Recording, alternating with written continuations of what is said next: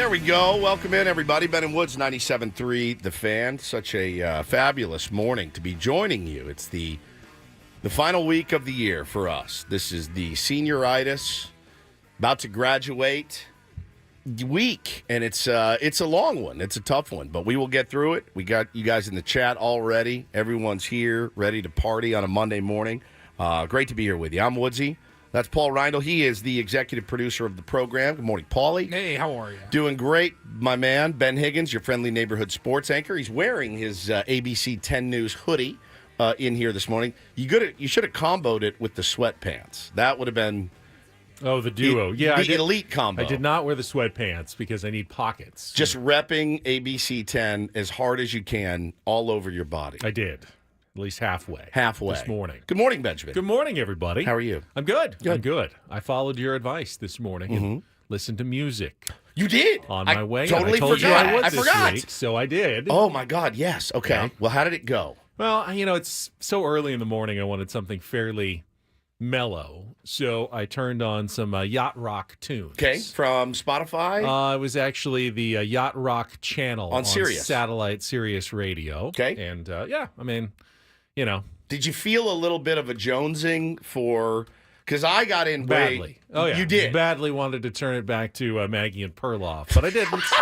Imagine loving Maggie and Perloff so much that you go through nicotine withdrawals. Just worried a little bit. Like, what if something big's happening right now and they're talking about it and I'm missing it? But I know I listened to... Good for you. I forgot about the bit, as I usually do. Little Super Tramp, Goodbye Stranger. I remember Ambrosia, You're the Only Woman. Okay. Goodbye Stranger is probably my least favorite. That would have gotten me back to Maggie and Perloff. That's definitely one of the differences between you and me. I like the falsetto, the high-voiced falsetto male singing. And there's a lot of that in yacht rock. Doobie Brothers, obviously. They hit that as well. Supertramp hits it all the time. A little canned heat for you this morning coming at you. Bee Gees. I'm going down to the country. It seems to be, I realize it's a common thread in songs that I like. I like falsetto a lot, too. I really do, as long as it's good. Like Jeff Buckley sings a really beautiful falsetto, Benjamin. Oh, man. It's funny because I got in early, and when you walk into the studio, the board is on. And so I walked into a Maggie and Perloff discussion, and it couldn't have been worse, to be honest. So I turned it down immediately, and then I put music on my phone as I start preparing for today's show. But I'm so glad you remembered. Thank you for doing that. And so, yeah, it felt a little icky. A little bit, yeah. Which was the point. Yeah, I know. Did it get you in any sort of decent mood, though? I mean, if I was here to talk about yacht rock for 4 hours, I think so. You get you dialed in. Feel like I'm not as much in the mood to talk about sports as I normally would be, but maybe that's a good thing for you. It's interesting. No, I want to see how you do it. Yeah, Brandon says, I warm up with Jelly Roll. I'm more likely to warm up with an actual Jelly Roll than to listen to Jelly Roll. Like, I don't even know what a Jelly Roll is. I'm assuming it's some sort of dessert. But I'm more likely to have a plate full of jelly rolls to warm up than to listen to Jelly Roll. Because I ate too many jelly rolls. Exactly. Think it's a cake that you then roll up cake, with then spread jam, jelly on it. Roll it up, and it's then you cut it and it's got little swirls. Like those jelly. Swiss rolls that I really love. The little Debbie's. Jelly roll. We had some questions in here. Ivan wants to know, do you guys use personal vacation days to take the 2 weeks off, or does the station just shut down for 2 weeks? It's a good question. It's a fair question. We have an interesting policy here at Odyssey across the country, and it's actually pretty brilliant on their part. Once we've thought about it, this policy was enacted a few years ago, and what they said was, "Hey, take as much time as you need," and you go, "Oh, well, this is great. I've got unlimited vacation. Flexible time away. off. Yeah, FTA. Flexible time away." And you hear it the day it gets announced, and you go, this is fantastic. I got how much vacation do you have? As much as I want. This business, though, you really want to be on the air. You need to be on the air. I will tell you this. We're pretty firmly cemented in our position in San Diego morning radio, or so I thought. I'll explain that in a little bit. But you still, when you go away for 2 weeks, you're like, oh, I hope they don't try and sample somebody else. And then they find something they like. And you hope they come back, right? You do. You hope they come back. But it's also important, man. Was Paulie been doing the end of the year audit that we do every year to just kind of find out, like, I love to look back. Like, that's why I love Spotify Wrapped. How'd this year go for me? What was I listening to? Whatever. Paulie goes back and does an audit at the end of the year as far as downloads, how many people listened, how many shows did we work, how many guests did we have, how many live reads did we have. It's all a way for us to know this is what we did and how can we do better, or do we need to cut back on something, whatever. So he did that, and we were going over it this morning a little bit, and it's pretty jarring information, and it's good information to have, but when you're off for 2 weeks, you don't want anybody going anywhere else. You want them here. And like I said, we feel like you guys will come back on January 6th.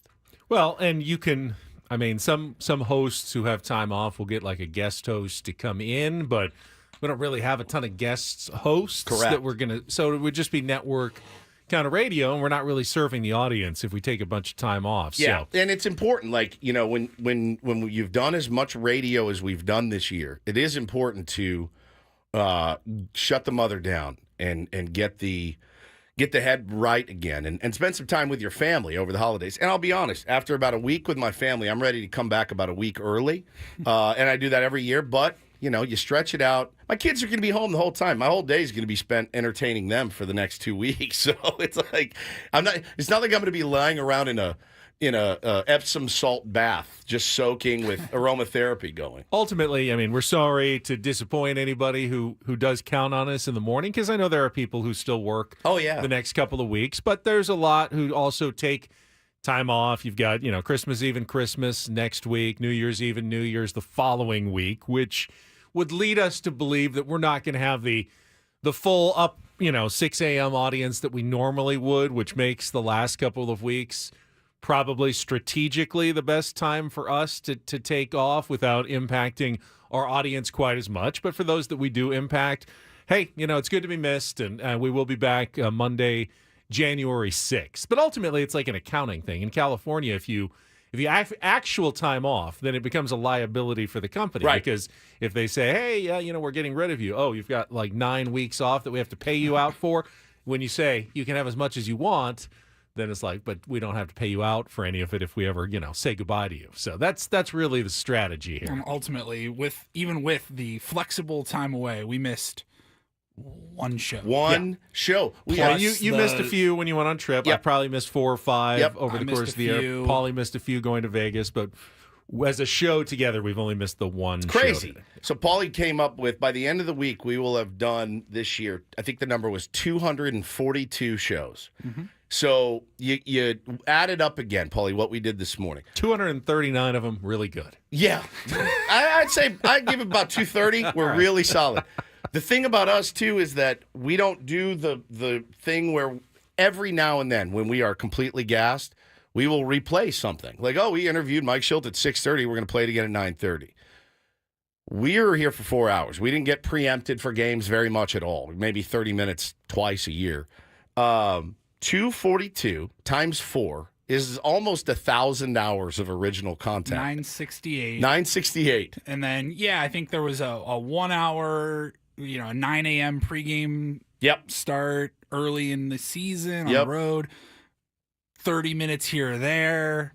But then you factor in all of the round tables. That's not even included in that. That's not in there. That's another hour times. So when you think how about many round tables do we have? We had a bunch of round tables. When you think about it, you're like, bro, we legitimately came up with 1,000 hours of, fresh original content.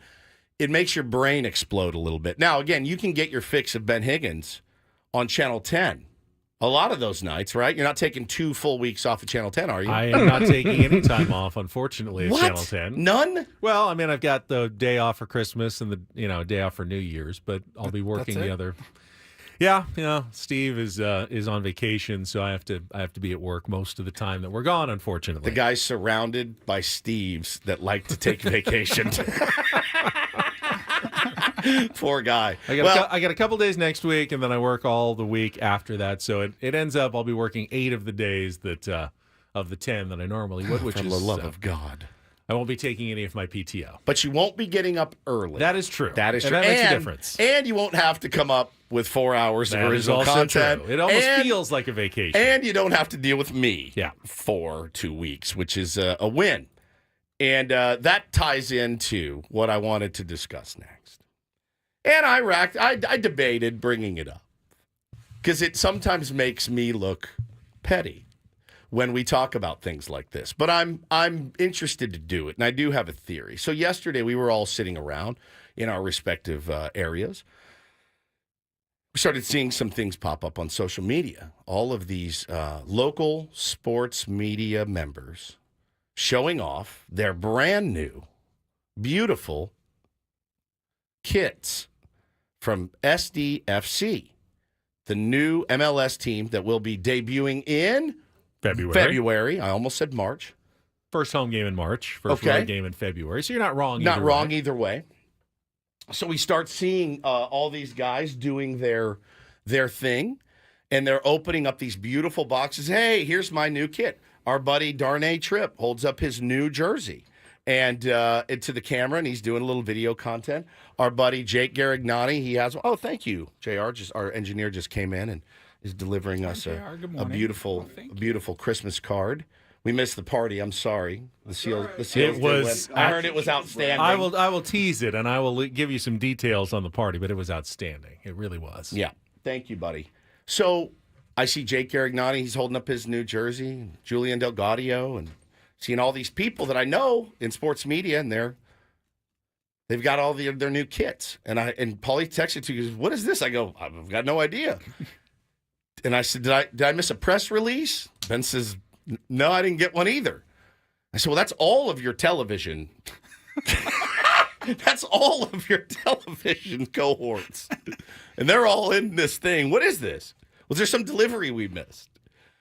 So, well, maybe we'll look around the studio. Let me look around the studio. Yeah. Do we know?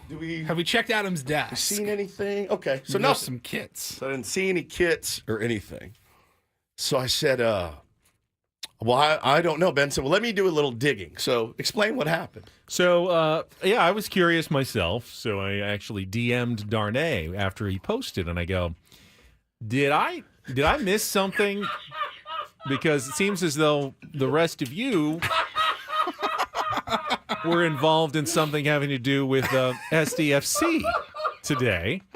And he got back to me fairly quickly, and he said they had a, quote, media and influencers game. Guess they didn't have anyone from Channel 10 there, and no one from the radio station either, which they definitely should have, he said. But they didn't. All right. So I said, Paulie said, well, that's weird. And I wrote, just when you think you're somebody in this town, the new soccer team comes in, they pull their pants down, and they give you a little slap to let you know, you guys aren't us, man. Sorry about it. We want nothing to do with you or your kind. My theory is this. This is what I got an idea. I'm blaming myself. I blame myself. I think that if Ben wasn't in cahoots with me, I think you would have been at that media. I don't know what I did. I don't know anyone there, but if our station lineup maybe started with Ben and Darnay, I bet Ben's there yesterday. Yeah. If the morning show here was Ben and Darnay Tripp, I think you're probably there yesterday. I feel like I'm the one. I feel like I've held you back. I feel like I've ruined your good name in this town because, I don't know, I like to tell D jokes and I'm trying to be funny and entertain our audience. I don't know. I think it rubs people the wrong way, maybe. I've been very supportive of SDFC. That's what I thought, too. That's what I thought. Kind of excited that they're coming. And, of course. Open-minded about learning about soccer. That's it. Yeah. I'm not the world's biggest soccer fan. I've made that clear. I don't think any of these people who were there are either, though, as far as I know. I do wonder. Do you ever feel that Woods has really tarnished my good name in this town? All the things I've made you do, the gimp masks, the sex dolls, all of the things. I would say that you have changed my name. Maybe I've not changed tarnished it necessarily, but certainly broadened what people think. Because I feel like I've brought the best out in you. Well, yeah, exactly. In some ways, you absolutely have, and that's fine. I feel like in most ways it's been a good thing. In a couple of smaller ways, it's been perhaps detrimental, and yeah. Because you didn't get a kit. I didn't get a kit. I also didn't have to run around a soccer field for 90 minutes. Which God, I would have loved that. I doubt very much it was 90 minutes. It was probably more like 10. Probably a shorter game. Yes. Yeah. How do you think, Ben? Do you like your new kit? You didn't look too good on that pass. Even in best shape of my life, man, I don't think running around a soccer pitch for an extended period of time is in the cards. Man, so I don't know. Of course, I beat myself up for it. That's what I do best. I blame myself. But I don't know. I feel bad. I feel now. You guys also know how I operate. I give the energy, which I get. If the energy that I get is bad, guess what you get back from me in return? We're now enemies. So I don't know what to tell you guys. I wish you too late? I wish you well. I mean, if SDFC came in this morning with a marching band, you made your bed. A Woods kit, you made your bed. It be saved? You made your bed. You made your bed, SDFC. And listen, that's my boy. My boy is a partial owner. Just gonna say, a lot of people are bringing up Manny Machado. Is this voiding out our best friends for life got a contract? kit this weekend. I saw him get a kit. I saw the unboxing and everything. Manny, if you're listening, just let us know where to pick these up. I mean, again, I take things personal when they feel personal. Every TV guy was out there yesterday. Every single one of them, but one. You're telling me there's not a conspiracy here? Ben's got dual platforms. Dual! I would think that's the guy's ass I'd want to kiss. Oh, also, by the way, he doesn't have that petty bone. You can kick him in the nuts over and over and over and over and over and over and over and over and over and over and over and over and over and over and over and over and over and over. And he'll be like, I'll still run your highlights. I'll still do it. It's called integrity. That's not integrity. This is integrity. Standing on business. You don't like us? Okay. Maybe it's innocuous. Maybe they didn't know how to spell Odyssey. They thought it was at ODYSSEY.com. You know who I am? All of our emails just got lost. You know who I am? Lost in the internet. I'm Michael Jordan. When he heard his general manager really liked the way Dan Marley played defense, he goes, oh, you like the way Marley plays defense? Okay. Watch what I do. That's how I am. So listen, man, it was odd to see. It was odd to see. Wesley's ready to start a boycott already. They didn't even play the game yet. Well, listen, we send protesters to the first game with signs outside? Man. Yeah, Paulie, don't you rock an SDFC hat? I did. Yeah, you did. I did. I used to. Well, I guess, Ben, let me apologize again to you for sullying your good name and your reputation. I don't know what I did, but apparently we did something. Maybe they see the SEALs as their direct competition. I wouldn't think so. You're on the enemy. I wouldn't think so. Oh, well. Maybe we'll get to the bottom of it. Maybe we won't. The SEALs game is why you weren't able to make our big holiday party, though. And it was a heck of a lot of fun. We got a couple stories from Friday night for you when we come back. We will also set the menu for our Monday edition. What we've got in store for you today, final Monday of our year, final week of Ben and Woods of original content leading up to our Christmas and holiday extravaganza this Friday morning. Woo. Looking forward to it. Thanks for joining us. We'll be right back after Kelly's traffic here on 97.3 The Fan.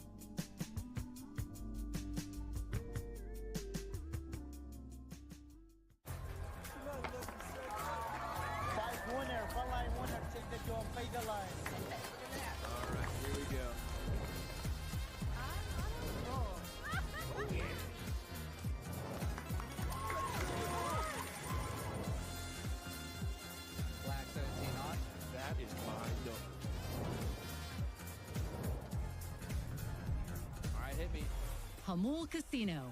Fun above all else.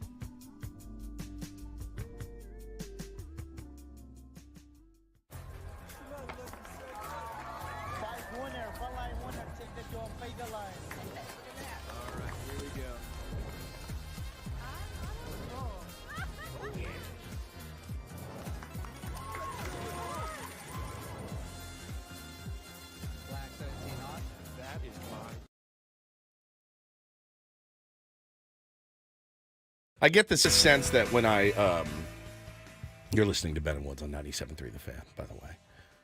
I get the sense that when I do segments like that, it makes you a little nervous, Benjamin. A little uneasy. It definitely used to. I don't know after 7 years if it's doing me any good becoming uneasy anymore. I just gotta roll with it at some point, Woodsy. Well, again, I'm sorry I've ruined your career. No, you haven't. I have. I feel like I have. It's fine. I couldn't have gone anyway. I had to work last night. So. I mean, you and Sean Lewis could probably be playing golf together right now if it wasn't for me. You know what I mean? It's the off season. He's doing some recruiting and stuff, but I bet he's got time to squeeze in 18 holes with his very loyal supporter in Ben Higgins, and now that's out the window, and that's my fault. At some point, if you alienate everyone, and we can't talk about any teams at all, because first it's San Diego FC and San Diego State, then it's the Gulls. Then the Gulls was you. You alienated the Gulls. I didn't even say anything. Then it'll be the San Diego Clippers, and all of a sudden, one day soon, the Padres won't want to talk to us at all, and you won't want to talk about the Padres. That's pretty close. We're now close. We're in trouble, Then we've got very little to talk about the rest of the year. I feel like we can make it work. I feel like let's piss off every sports team in town, and then we just get to do whatever we want. Woods can play music. Yeah, we'll just break it down. Roll it in that way. Well, I know you're not going to tick off the Seals because you do work for them. And congratulations on a win on Friday night. I'm looking at you, and I can't tell whether it's the shadows from your lighting or if you still have some of your emo makeup on from Friday night. I believe there's a tinge. Just a little bit of guy liner left. It was emo night, and so I decided to get in the spirit of things. Usually I'm too cool to do things like that, and I thought, you know what, man, emo night, I'm the PA announcer. I'm going to get in the spirit, and I did. I wore black pants and World is a Vampire shirt, and I had my wife, Hannah, before the game, break out some eyeliner and put it on me. And I sent you guys a picture, and the caption of the picture was, "I'm not as mad at this as I thought I would be." Where does the eyeliner exactly go? Under your eyes, right here, and then on top. So right around, like right or above the eyelashes, and then right under. Paulie's doing it. God, I'm craggly. Really makes your eyes pop. It makes your eyes pop. You can get that close up of me off the screen anytime you want to before I vomit into my hands, Paulie. But I put it on and I looked in the mirror. I go, I like it. I said, I like it. She's like, I know. It really, like, your eyes makes you look good. And I said, now I understand why you guys wear this. What I didn't realize is how long it takes. Somebody had DM me and said, dude, I've dressed, he'd like one of his things, I think he does it for like birthday parties. He dresses like Captain Jack Sparrow. And Captain Jack, I mean, pirate. He's got the eyeliner going. He goes, it like takes months to come off your eyes. And so that night I'm in the bathroom with oils and astringents, and I'm trying to get this off my eyes. I couldn't do it. I woke up in the morning. I was like, oh, I've seen that look before.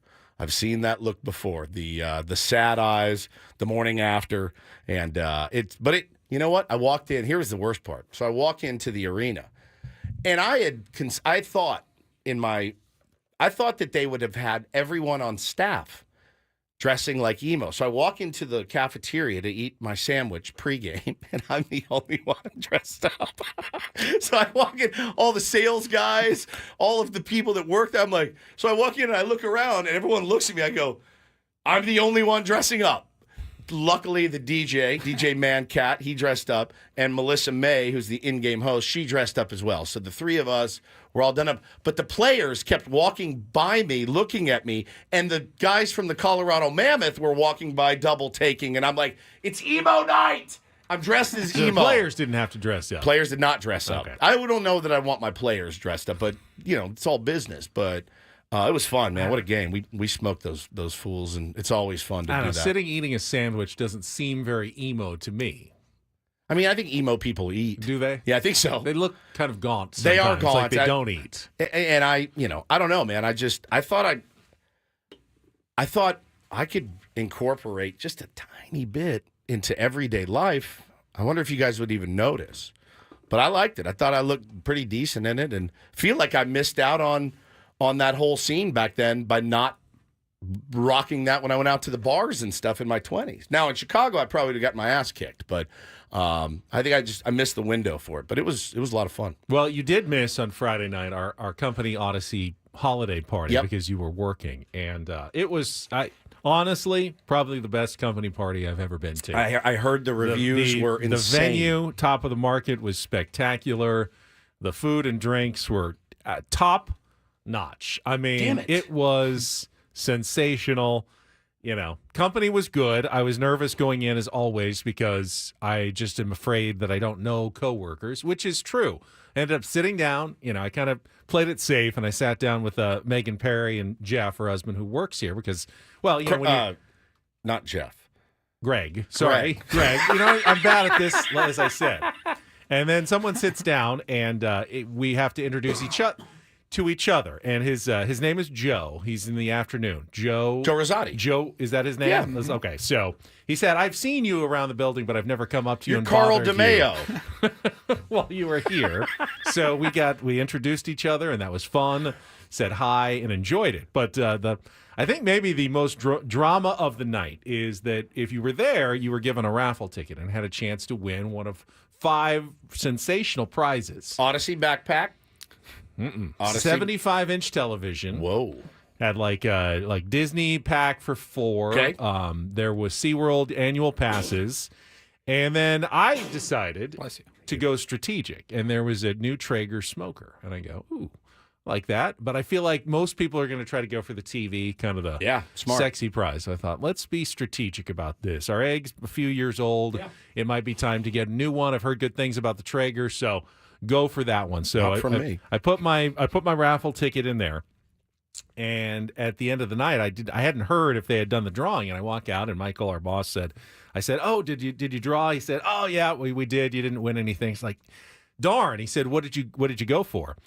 And I said, oh, I went for the Traeger. And he said, oh, M. Peter, our sales guy, won the Traeger. There were only 2 tickets in there though, and I go, oh, I had a 50-50 chance to win the Traeger. Effing 50-50. Kidding Mine me. was the other ticket. It was the other one in there. Oh, no. My strategy was correct. My luck did not hold. Though. Probably 50-50 coin flip. It's probably my fault for some heads, reason. It was tails. My God. And M. Peter won it. M. Peter won the Traeger. Yeah, the scourge of your existence, the bane of your existence. He was very sweet, at the party as well. Said some nice things about me. Did he try to sell it to you? Did not try to sell it back to me. Parking lot. Man, that sucks. What were the other prizes? 75-inch TV. Yeah, the SeaWorld, the SeaWorld. There was one other, and I can't remember what it was. But they were all really good prizes, and everyone had a great time. 50 drinks were flowing. Who gets in a raffle where there's only 2 tickets? Wait. When you put your ticket in, you couldn't see. It was the box was blacked out, black hidden. Yeah. So you didn't know what was in there. I just kind of thought. I bet everyone's going for the TV. Let's go for the Traeger. Who won the TV? Who won? Do you remember? I didn't see who won the other prizes. So. That's crazy. It'd be funny if like Michael walked out with the TV. All the bosses win the big prize. Adam's got Disney World. Adam's going to Disney World. Adam was there. He was sick. Yeah, Adam's not feeling too good. I checked on our little bub yesterday, and he said he's about 90%. So hopefully we get to see. That's when you know it's a good holiday party, though, where you can show up empty-handed and walk away with a 75-inch flat. 100%, man. Or a Traeger smoker. That's awesome. Well, I'm bummed I missed it, man, and I'll try to be there next year. Nothing I could do. I was working, and it was great. I mean, had we lost that game and I missed the party, I would have been really bummed, and I would have gone home in eyeliner. But the fact that we won, and I still went home in eyeliner, made it all worth it. All right, we're a little overdue for a timeout. I can hold the menu and just let you know that when we come back, we'll get you updated. It was another quiet weekend for the Padres, although after our show on Friday, Darvish was out and about and talking about Roki Sasaki. Yeah. And, obviously the number one target for the Padres this offseason. And I don't think I'm sharing any secrets. He's pretty much every team's remaining number one target if they could possibly land him. So how key is Darvish to that pursuit? We'll get to that coming up next on San Diego's number one sports station, 97.3 The Fan.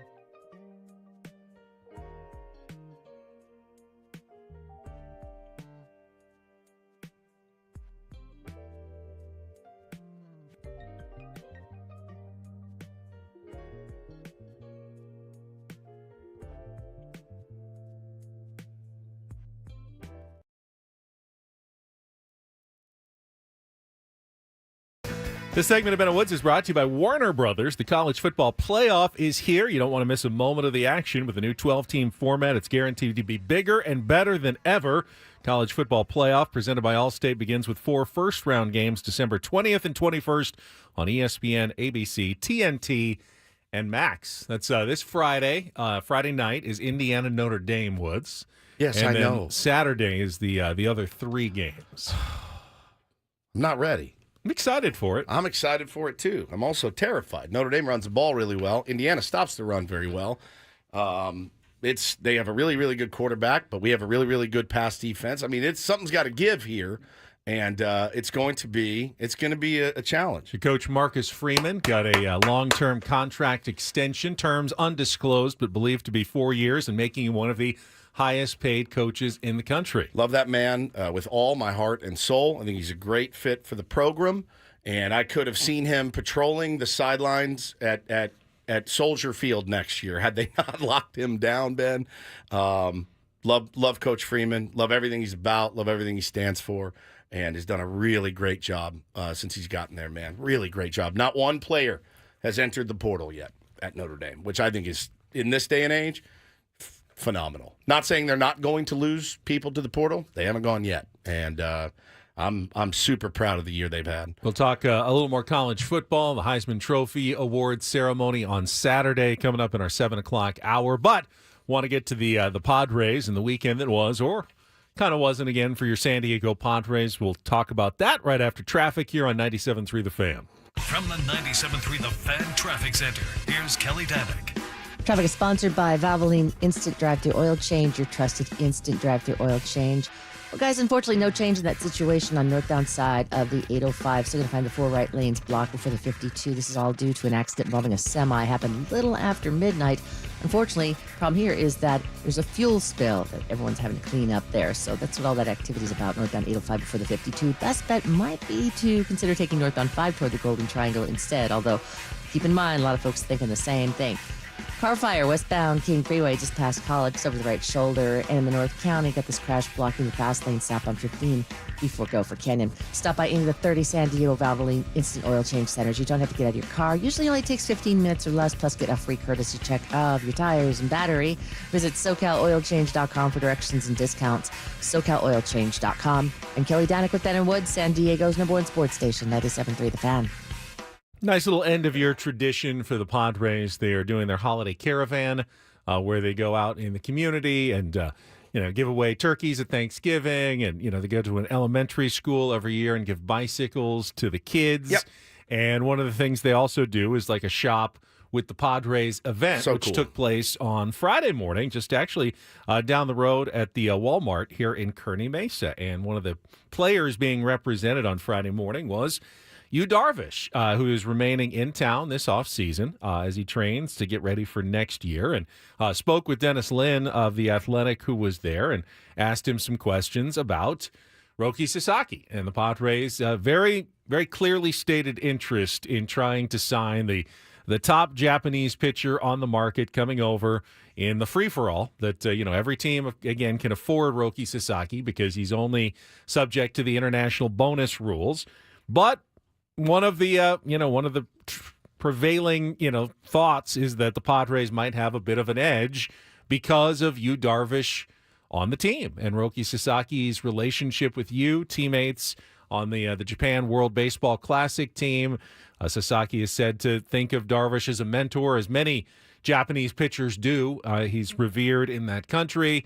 I mean, like, revered. You hear the stories like about Elvis, how big Darvish is in Japan, and that possibly could give the Padres a bit of an extra edge when it comes to trying to convince Roki Sasaki to sign. Now, well, I think his agent had a couple of things to say as we played for you guys last week as well, and if you missed it, I think the thing that gave me the most hope was that Roki may be looking for more of a soft landing spot media-wise. The media in Japan has been obscenely brutal to him over the last couple of years, and that's not something he wants to deal with. Not saying he's not going to have to deal with the media wherever he goes, but L.A.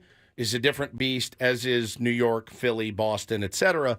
We media here in San Diego are very soft, so cheerleaders, if you will. So maybe that gives us the edge. And you if guys probably won't even get invited to the press conference. No question. Anyway, There's no question about it. There's no question about it. Unless you got to worry about. Yeah, exactly. Here was the quote from Darvish via Dennis Lin and the interpreter. He says, "I think it's a good thing if he were to come to San Diego. Just for myself personally, if it does happen, it's a great thing for me as well. But we'll see how things shake out. I don't think there's much that I can do. He knows what he wants. He'll make his decision, and I'm sure there's going to be a couple of meetings coming up for him, and that will give him an opportunity to see what organizations are like. I'm sure he's going to make his decision, and we'll all be respectful of that." Reading between the lines, and you know that he's not going to get a hard sell from Darvish. Yeah. But correct.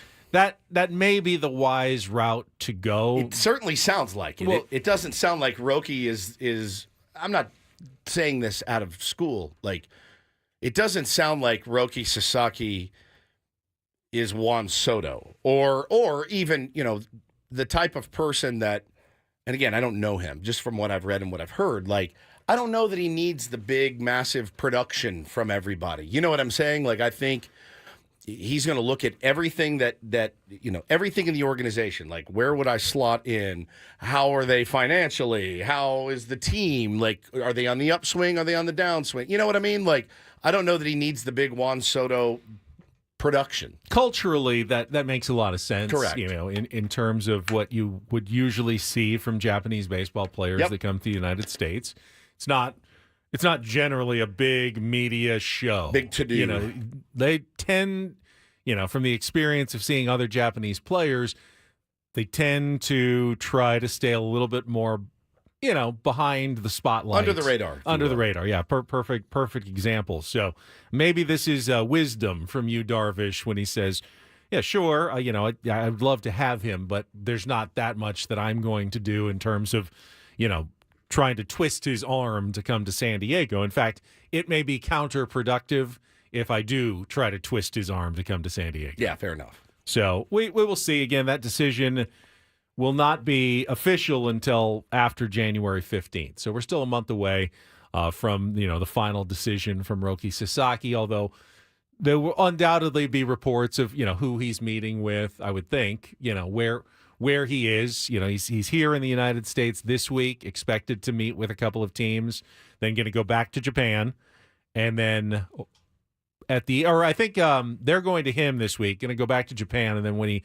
returns, he's going to go visit probably some number of finalists. Yeah. Whether it's 4 or 3 or 6 teams that he wants to actually see their ballparks and facilities and stuff, and meet with a couple more members of the organization. So you just want to, right now, make sure you make the first cut and get one of those finalist slots when he comes back after the holidays. Yeah, you want to be in the mix for sure. And again, the Padres have been obscenely quiet this offseason so far. And again, doesn't mean it's for a lack of effort. Don't really know exactly what's going on behind the scenes. Obviously there's a lot of smoke around a Dylan Cease trade.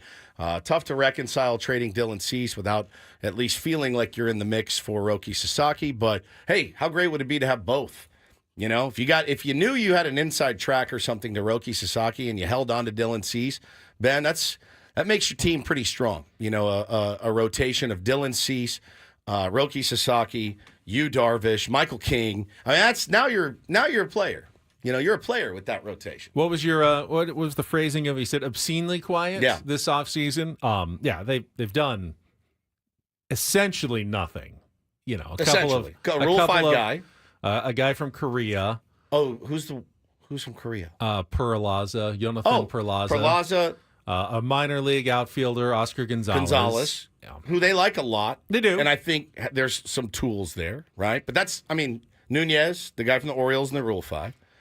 That's quiet. That's obscenely quiet. Well, it's very quiet, but I was looking through Major League Baseball. Well, yeah, there's been plenty of headlines from Juan Soto, and we'll talk about the Kyle Tucker trade. Woo. And teams that have been active. The Dodgers, obviously, with Blake Snell. The Giants get Willy Adames. More than half the teams, about 18 or 19, would probably also fit your definition as obscenely quiet. No question. This offseason. So the Padres actually find themselves in the majority of the teams that aren't doing anything rather than in the minority of the teams that are doing things. But I do feel that some of the teams that have been obscenely quiet, probably we always knew they would be. Some of the teams that have been obscenely quiet absolutely should not be. Think about the Seattle Mariners. They should not be obscenely quiet. It does feel like all of the National League contenders have at least done something. The National League... They're all taking steps forward. The National League looks insane. Insane. I mean, you can... Cubs. There's been a flow of talent from Mets American toward National League. No doubt about that. Crazy. And, listen, again, what do we always say about baseball? And what did Billy Beane say? You got your top teams, you got your middle teams, you got 50 feet of crap, then there's us. I don't want to be in the 50 feet of crap. And I don't think we will be. Well, yeah, based on who we already have. There's about half the teams feel like they're in that. Correct. So it's not 50 feet. You're just in a big mix with a bunch of teams. And there's also a lot of players, that are still left on the market that will undoubtedly land somewhere. Oh yeah. There's still some before the offseason is over, right? There's some hefty names out there. The problem we're trying to solve. That's right. Is that there are rich teams and there are poor teams. Then there's 50 feet of crap. And then there's us. Well, what's funny is that he's talking about, of course, the Oakland Athletics, who are now the Athletics. They'll be playing in Sacramento. They've actually had a pretty good offseason. They really have. They worked a trade over the weekend for Jordan Springs. They're doing some fairly exciting things. They're said to be in on Pete Alonso. They were said to have made offers to Max Fried and one more pitcher as well, maybe Corbin Burns. Like they're out there working the horn right now. It's smart though, is they're seeing a lot of these other American League teams not Dude. lose talent. Yep. All of a sudden, it looks like a wild card spot could be up for grabs in the American League, and they're going to go, this is going to be a good time to go for it. 100%. Strategic. You may not like the A's, but they're being strategic about it. Did have a big trade. We'll get to that and take on Woods coming up next year on 97.3 The Fan.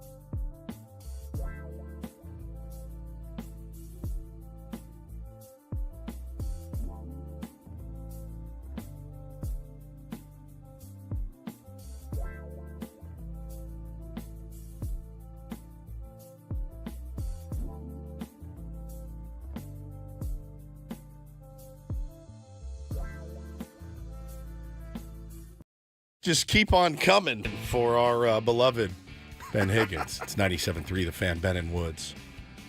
Oh, my God. Bro, you just laid us out. Look at him. This is unbelievable. What is happening right now? Oh, God. Explain. I'm really trying, just like with the SDFC thing, I'm trying not to take things personally. It's getting more difficult. A little harder. So, we went to the that Wishbone Brawl for Goat Hill a couple of weeks ago. Bill Murray and Kelly Slater, and had a really good time. And then there was an auction, and we donated, the three of us, a chance to play golf with us at Goat Hill. Correct. So you can each bid on a threesome. The auction's been open for a while. We told you about it on the air. It closed this weekend, and they announced the three winners who are going to play golf with us at some point in the next couple of months. Yeah. And they connected me via email with all of the winners so we could kind of start organizing. And I got the first email back from one of the winning bidders. He's very excited to play. He said he just wanted to rank, and he said he would like to play with. His first choice would be either Woods or Paul. He said, no offense to you, but he doesn't want to play with me. He wants to play with one of you two. Ben, by the way, undoubtedly the best golfer of the three. Not even close. Well, that's why he said he didn't want to play with me. He said, I'm not that good of a golfer. I'd be intimidated by playing with you. So. Also, he would call out every shot that he hits with every club, the wind speed, the spin, the slope of the green. I do want to thank Ronald. He said, on my backstory, you guys converted me to the show. I listen all day long, including the joy of loose, oily stools commercials right before your show. On a side note, I have four daughters. Recently lost my wife of 19 years. Could use the distraction. You got it, buddy. We are looking forward to playing with you, Ronald, and the other winners. We just got to come up with Woods a date. or myself will make sure you have a great time. I'm going to make sure you have a great time. Great time. So I could end up being the last choice of the group. I'm so sorry. Andy's in our chat right now, and he's very excited. He got it? Spots. He got one of the spots? Oh, I love Andy. Andy, you should play, because Andy's a big Gulls fan, and ever since you absolutely crapped all over the Gulls, Andy, you should pick Ben and just wear him out the entire 18 holes. Give him your megaphone. You can just heckle Ben I'll bring you my time. megaphone. Yeah. It's going to be fun. All right. Well, Andy, as soon as I hear back from the first bidder and they make their choice, and then Ronald can have who's ever left between Woods and Paul, then you can pick me third if you'd like. I love it. I'm sorry, Ben. I'm sorry. Hey, look at me. Look at me. Yeah. It's not your fault. Thanks. Hey, I know it's your fault. It's my fault. That's what I was just going to tell you. This is all my fault. I am so sorry. I've ruined your whole career. It's a middle school kickball all over again. All over again. Yeah. Here we go. I was usually like second or third. It's not your fault. I know. No, you don't. It's not your fault. It's not your fault. I know. It's not your fault. It's not your fault. It's incredible. All right. We need a contestant for Take on Woods coming up here last week of the year to qualify for the getaway to Vegas and the college basketball party in March. 833-288-0973. It's our musical trivia contest. You versus Woods coming up here in a couple of minutes. The phone lines are open now, though, so if you want to get in, wait for a couple of minutes. Be our caller now, 833-288-0973. As Paulie mentioned, it definitely feels like the National League is getting tougher, which is bad news for the San Diego Padres as more, top-tier players enter the NL and leave the AL. Juan Soto, just one of them.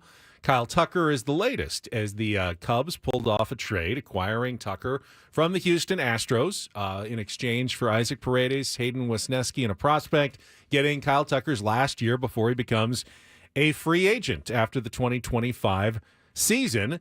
A clear indication that the Chicago Cubs, after kind of being on the sidelines a bit the last couple of years, a little bit, would like to try to change that narrative and hopefully claim one of the playoff spots this next year. Yeah, and it's a great trade for them. I think Paredes is going to be a good prospect. They were making a lot of how well he's going to hit at, what's the park in Houston? I still call it. Is it still Minute Maid? Yeah. Oh, okay. Well, that's what I call it. That's a good thing. Lucky me. You called it Enron Field, you'd be a little out of date. They're at Minute Maid. He's a dead pull hitter. It's short. He can do some damage there. And Wisniewski is a good good pitching. Wisniewski, but yeah. He's a good pitching prospect. But here's the thing. This is what I didn't like about it, and I quote tweeted. Now, again, consider the source, but it's Ben Verlander, and Ben Verlander is, I would say, a mouthpiece for baseball. He's got quite a big following. We all know how he got his big following, but the fact remains the same. He tweets this: "Hey, Astros fans, remember this. These are the hard decisions an organization needs to make. The Angels lost Shohei for nothing. Jim Crane doesn't do the type of deals it'll take to re-sign Kyle. Trade him for all you can." And I quote tweeted that with, "Hey, bend over, fans. The owner doesn't like keeping homegrown stars in town." And the fact that you'd go on and instead not question, why doesn't Jim Crane want to keep a 27-year-old star in Kyle Tucker that he's a part of the fabric of the Houston Astros. He's an elite type player. That's the question we should be asking: is why not? Why don't you want to keep Kyle Tucker there? If not Kyle Tucker, then who do you want to keep there? Remember, it's also not just the Astros' decision. I mean, I'm sure the Yankees wanted to keep Juan Soto and not trade for him for 1 year. But he's and not lose a free agent. He's going to be after this 1 year. Well, correct. Pay that man. Well, pay him. But again, extend him 2 years ago. He doesn't have to say yes to you, just like Juan Soto didn't have to say yes to the New York Yankees. I understand that you always run the risk of losing him in free agency. You run that risk, but you also could sign him after this year as a free agent. It rarely happens. It rarely happens. But you could. That's something that owners tell gullible fans. Hey, guess what? Maybe we'll sign him when the season ends. You're not going to. You would have extended him. But what I don't like, Ben, is telling, again, a mouthpiece for baseball saying, hey, this is actually a really smart move for the number 5 media market in the country to have an owner that's like, I don't want to pay. I don't want to pay our stars. Why am I buying in? If I'm an Astros fan, why am I buying in? I know you've won some World Series for me, but why am I buying in when you let a Kyle Tucker walk? It does seem like Kyle Tucker, when you compare his numbers to Juan Soto, they're not that far off. He's only a couple years older, kind of puts up similar type WAR numbers every year, power numbers. He might actually end up being a fairly big bargain if you could have gotten him. Especially to sign away, a year before he hits free agency. So I certainly see what you're saying. There's no reason the Astros should not be able to afford a player like that. We got to this point in baseball, and I don't know when it happened, where we, the fans, we do a lot of the owner's bidding. Do we not? Like, that's what Ben Verlander's doing right here. He's out there bidding for a billionaire. Is he not? Saying, guys, actually, you're just going to have to take it because he doesn't like doing the kind of deals that then get a new owner. Find somebody that does like keeping homegrown superstars in town. We had one here. And I'm so glad that we did. And I wish we had another one that is not going to let, Jackson Merrill walk. I put that in the Jackson Merrill category. If here we go in 3 or 4 years. Hi, this is Jackson Merrill. Hello, Jackson. I'd like you to be a Padre for life. We were blessed to have an owner like Peter Seidler that said, oh, no. And Ron Fowler back then, that we're going to make sure that Tatis is here. Have we made some bad deals? Sure, we absolutely have. Cost of doing business, I guess. But this whole, I'm going to go out and ride through the streets proclaiming that the billionaire is making a wise decision, I just don't see it. I'm sorry. You're not going to convince me. And we have gotten to the point of baseball where we're now looking years down the road going, what do you think we could get for a Jackson Merrill in 3 or 4 years? I don't want, that's not how baseball should be, right? Correct. Yeah. Everyone has such a problem with what's going on in college athletics right now. And we've been doing this for baseball for the longest time of like, hey, let him go. What prospects can we get back for Jackson Merrill in 4 years? No, that's not what it's supposed to be about. A couple of Cubs-related news notes that impact the Padres as well. They also signed backup catcher Carson Kelly. 2 years, $11.5 million. Good God. There's like no catching left on the market. It's Elias Diaz, Yasmani Grandal, expensive. And even the backups are expensive, which is a concern for the Padres as they remain in need of a catcher at some point, and they have not signed one yet. Also, the fact that Tucker is now a Cub may open up the Cubs to want to trade Seiya Suzuki. Yes. Padres showed interest in Suzuki when he came over from Japan. Don't know if there's a match to be made there, but the Padres are in need of another starting outfielder with Jurickson Profar still a free agent. Have no idea if that's a road that the two teams would go down in discussing some sort of trade, or if that would even fit in the Padres' budgetary plans for 2025, but it's something to just keep in mind that Seiya Suzuki might be available on the trade market. Saw a picture of Jurickson Profar enjoying a lunch with some friends over the weekend. Wow. That's the Jurickson Profar update. Lunch with friends. Lunch with friends, sitting in a big booth. Looked like they were having a nice lunch. I like booths. I like booths. Yeah, I like lunch. Me too. Yeah, it's great. All right, let's get to today's game of Take on Woods.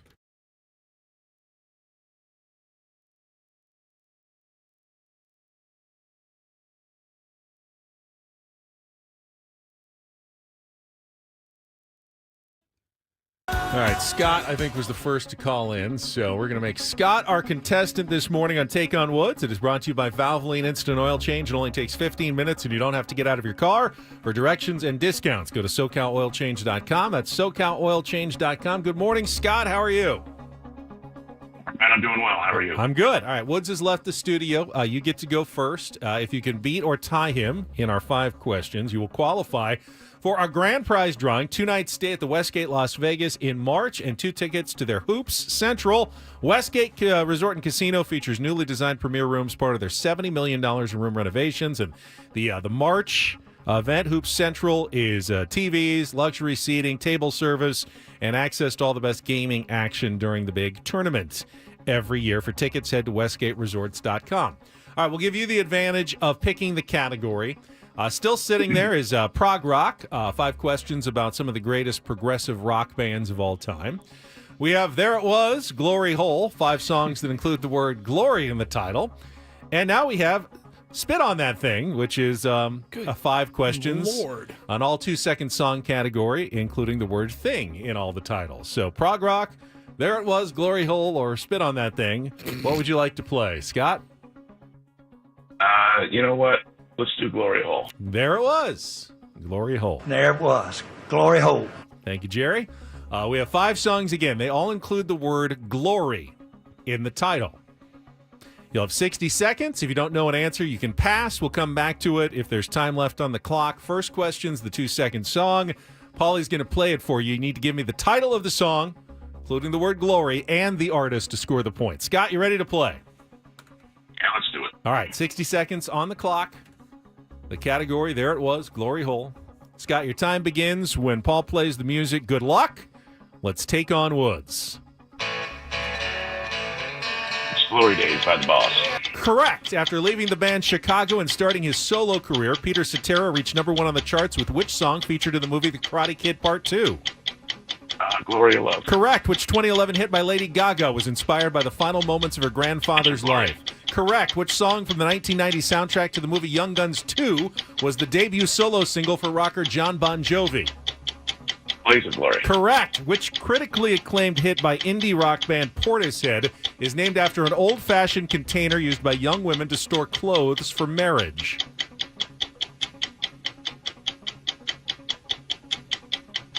What?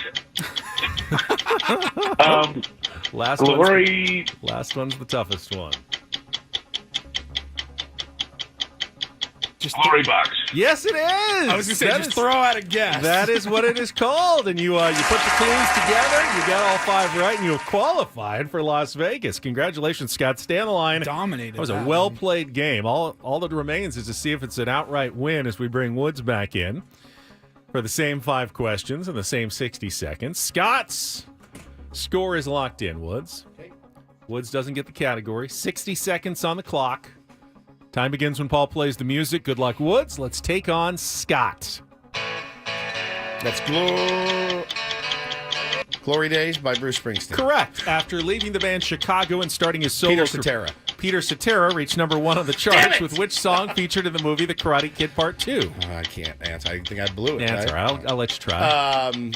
Glory of Love. Correct. Which 2011 hit by Lady Gaga was inspired by the final moments of her grandfather's life?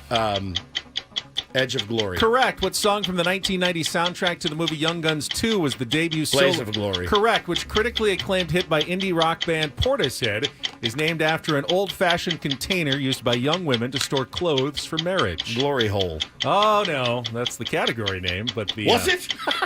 There it was. Glory Hole. There it was. There it was. Let's Glory go to hole. Glory Box, which means Scott with a 5-4 No score way, son of a... has defeated Woods today and take on He didn't know Woods. the other one, the last one either, and he goes, Glory Box. He guessed it? He did.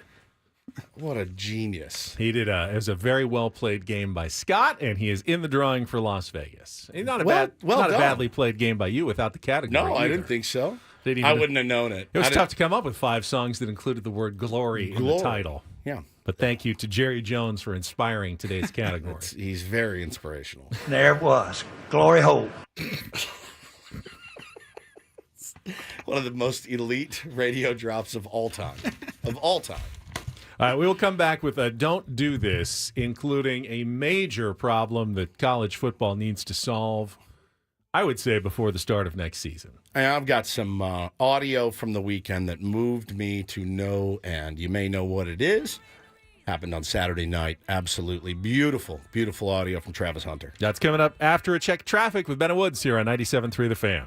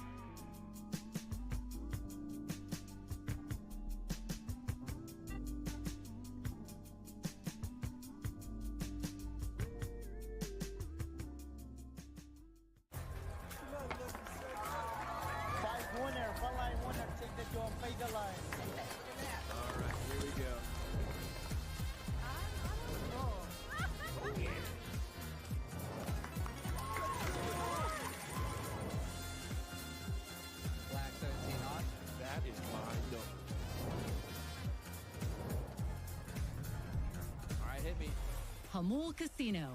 Fun above all else.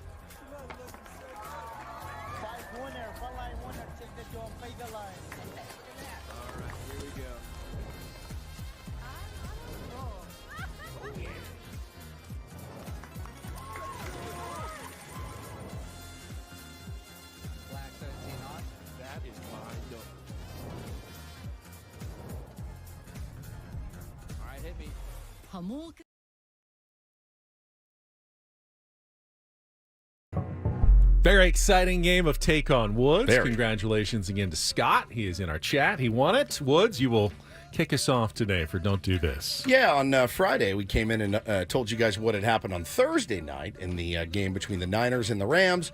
And the 49ers linebacker Devondre Campbell refused to go in. We need you to go in and play. He said, I don't want to play. And then walked off the field into the locker room, drawing the ire of the organization, the fans, his teammates. Well, now just an update to that story, Benny. He has been suspended for the last 3 games of the season, ending his regular season. And so they suspended him because if they cut him, they would have had to pay him. So they suspended him, and now they will not have to pay him. So his time in San Francisco is done. It's over. I think you'd argue that if you are paid to play football and you're unwilling to actually play the football, correct, then you probably don't deserve to get paid. I absolutely agree with you 100%. All right, college football has a major problem, and it's solvable, you'd think, but with the prevalence of the transfer portal, you have more and more teams that lose a ton of players as soon as the season is over. The transfer portal opens just days after the end of the regular season, but now it's coming back to haunt at least one team, the Marshall Thundering Herd, which, they had an okay season, enough to qualify for a bowl game, the Radiance Technologies Independence Bowl. However, after their coach was hired by another school and so many players followed him by entering the portal, 36 of them at last count, including 29 scholarship players. 36. 29 on scholarship, Damn. 17 on their two deep setup from their last game that they said we don't have enough players left to actually play in this bowl game anymore, and they had to pull out of the game. So they've been replaced at the last minute. Louisiana Tech says, sure, we'll step in. It's not that far away. The Independence Bowl, I think, is down in Shreveport, Mississippi. They were 5 and 6. Louisiana, right? Louisiana. Shreveport, Louisiana. The Louisiana Bowl in Mississippi would be one I would want Well, it's to the see. Independence Bowl. The Independence Bowl. Louisiana Tech is going to play in it. They went 5 and 7, so they weren't technically qualified. But hey, when you run short on teams because of the transfer portal, it seems like the simple solution is don't open the transfer portal until after the season is over. I mean, you've even had Penn State, which is playing in the college football playoff, lost their backup quarterback to the portal because he wants to go, start working on, I want to start next year, go somewhere else. But what happens if Penn State quarterback gets hurt and they don't have their number one backup to now go in? It impacts the college football playoff as well. Just the rules seem off here. Yeah, I mean, did they? So they left to want to follow their head coach, right? A lot of them did. Yes. It's crazy. Not all of them, but some of them think they're going to follow their head coach. And it's funny because everyone, look, coaches do this all the time, do they not? Coaches do this. Coaches are the ones, they're the original transfer portalers. When you're offered the job. Correct. And you have one chance to take a big contract and move up to a new school. Correct. You leave your old school and you take it. Much like the same situation for the players, right? You have an opportunity to go to another school for more playing time, maybe for more money. You take it. We've let coaches get away with this for years and years. 10-year deals, walking out after year 4. All the time. Oh, no, have your son come here. I'm going to be here. I'm not going anywhere. I'm not saying that students shouldn't be allowed to transfer. I'm just saying that wait to open the transfer portal until your season's actually over. Oh, I agree with you. I think we are in agreement here. But what I'm saying is that a lot of those kids jumped into the portal because the coach jumped into the portal. Correct. And we're all going to yell at the kids. Right? I'm not yelling at any of the kids. That's how it's always been. I'm yelling at college football for having a dumb system. It is a dumb system. It needs to be fixed. It needs to be fixed now. It does. It does. Well, the other thing over the weekend, this is definitely a doo-doo. DD mega doo-doo. Got a lot of. I saw some pretty healthy debate about the Heisman Trophy, as usually there is. I think in any other season, Ashton Genty is walking away. It's the closest vote in a long time. Yeah, since 2009. I think he's walking away with the Heisman Trophy, no problem, running away with it, as it were. He had a phenomenal season, and but Travis Hunter won the Heisman Trophy. And again, I said it last week. I'm not going to be mad if either guy wins. I think both of them very deserving. What Travis Hunter did, and you saw a lot of former NFLers weighing in on this, saying, I don't know that people understand what it's like to play 462 more snaps than somebody else on the other side of the ball. It's the Shohei Ohtani thing where you look at it and go, yeah, this is crazy. Like, how can you be super mad that he won that Heisman Trophy? So however you feel about Travis Hunter or the Heisman Trophy, I don't think you can deny how moving this speech was after he won, talking to his father who could not be there. My father, he's not here to be able to make it, but I know you're watching on TV. Dad, I love you. All the stuff you went through, man. I look at your oldest son. I did it for you, man. All the times that you didn't get to see me. When the times you came to see my games, from not seeing probably 2 games in high school to seeing me on TV every weekend and coming to see me, man. That means so much to me. I know you wanted to be here and you can't. But trust me, I got you. I'm bringing the trophy home. I love you. Incredible audio. They had a reaction video I saw this morning of his dad watching that live. I mean, the dad obviously is convulsing with sobbing with tears. And I again, anybody with a son, you put yourself in those shoes, you're like, my kid gets up there and drops that speech on me, man, I'm done. I'm a puddle. I certainly understand the argument and respect Travis Hunter for how difficult that was, what he did this year. I do question whether he's going to make it on the next level, and that really shouldn't have anything to do with who wins the Heisman Trophy. At the same time, make it like succeed at either or both. Yeah, Why don't we do that about every Heisman Trophy? I mean, there's been plenty of Heisman Trophy winners that have never succeeded at the next level. I mean, Gino Toretta winning over Marshall Faulk is remember Ron Dane, one of the best examples. But I think it also would have been a shame. Say Barry Sanders, who won the Heisman Trophy over Oklahoma State when he set the rushing record. Yeah. Had there been like a two-way player that year, and they said, well, let's not give it to Barry. Like, it feels like Barry deserved it and should have had it. Well, Ashton Genty, he gets 132 yards in the college football playoff, and he gets that almost every single game, if not quite a bit more. Will break Barry Sanders' all-time college rushing record. But he won't win the award that Barry Sanders did for doing that. I mean, think about the guys that are in the National League for the next decade, right? That have these insanely monstrous seasons.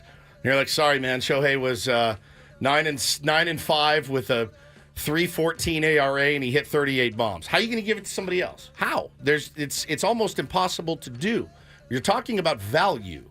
At least in baseball, the most valuable player, and I think the Heisman Trophy is the best college football player. When Charles Woodson, two-way guy, when he comes out and says, if you don't think he's the Heisman Trophy winner, you're insane. I'm going to lean Charles Woodson. You know what I mean? Charles also said, I'm the only defensive player ever to win it, though, because I didn't really play offense. He did a little bit. He did a little bit, but he said it doesn't count. He wants to be known as the only defensive player to win it.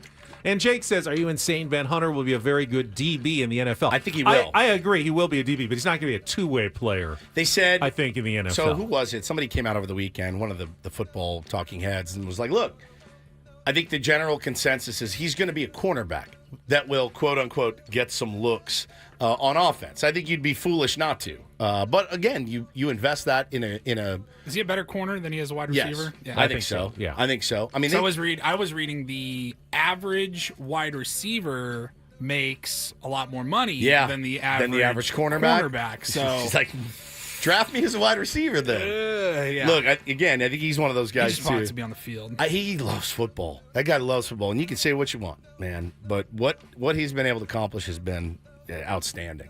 And was not, like I said, wouldn't have been upset if Ashton Genty won it as well. And I'm definitely not upset that he won it. But that speech got me, man. But it was cool. Shador posted like DMs that he sent Travis Hunter before they were teammates. Like, hey man, like I need you.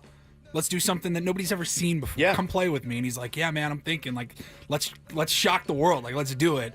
And then you saw, his dad wasn't there, and his dad spoke a few months back. His dad was arrested back in September for 90 days. He's in jail, so he was not able to be there for the Heisman.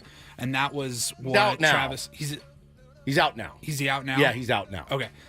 But when I saw Travis Hunter walk over right after the award was announced, and he walked over to his family, and Prime, just grabbed him, Dion, and Travis Hunter just broke down in down in Dion's tears. arms. It was and you're rad. like, oh man, Talking to his mom too, and I love what she had to say. How do you not root for this kid? She said, a lot of people told me having this baby so young was my biggest mistake, and now it's my greatest blessing. Whew.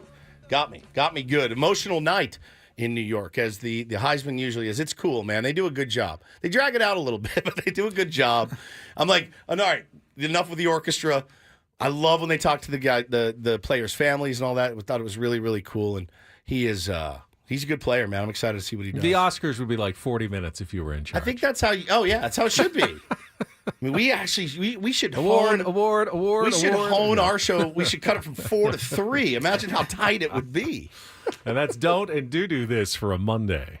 That was Don't Do This with Ben and Woods on 97.3 The Fan. All right, when we come back, let's talk a little bit about the NFL. Well, your friend Dan Campbell. We could have done Dan in Don't Do This, but I wanted to explore the space a little more. Another Danny, very aggressive decision that dude yesterday, and what was being billed as a potential Super Bowl preview. That is coming up next with Ben and Woods on San Diego's #1 sports station, 97.3 The Fan.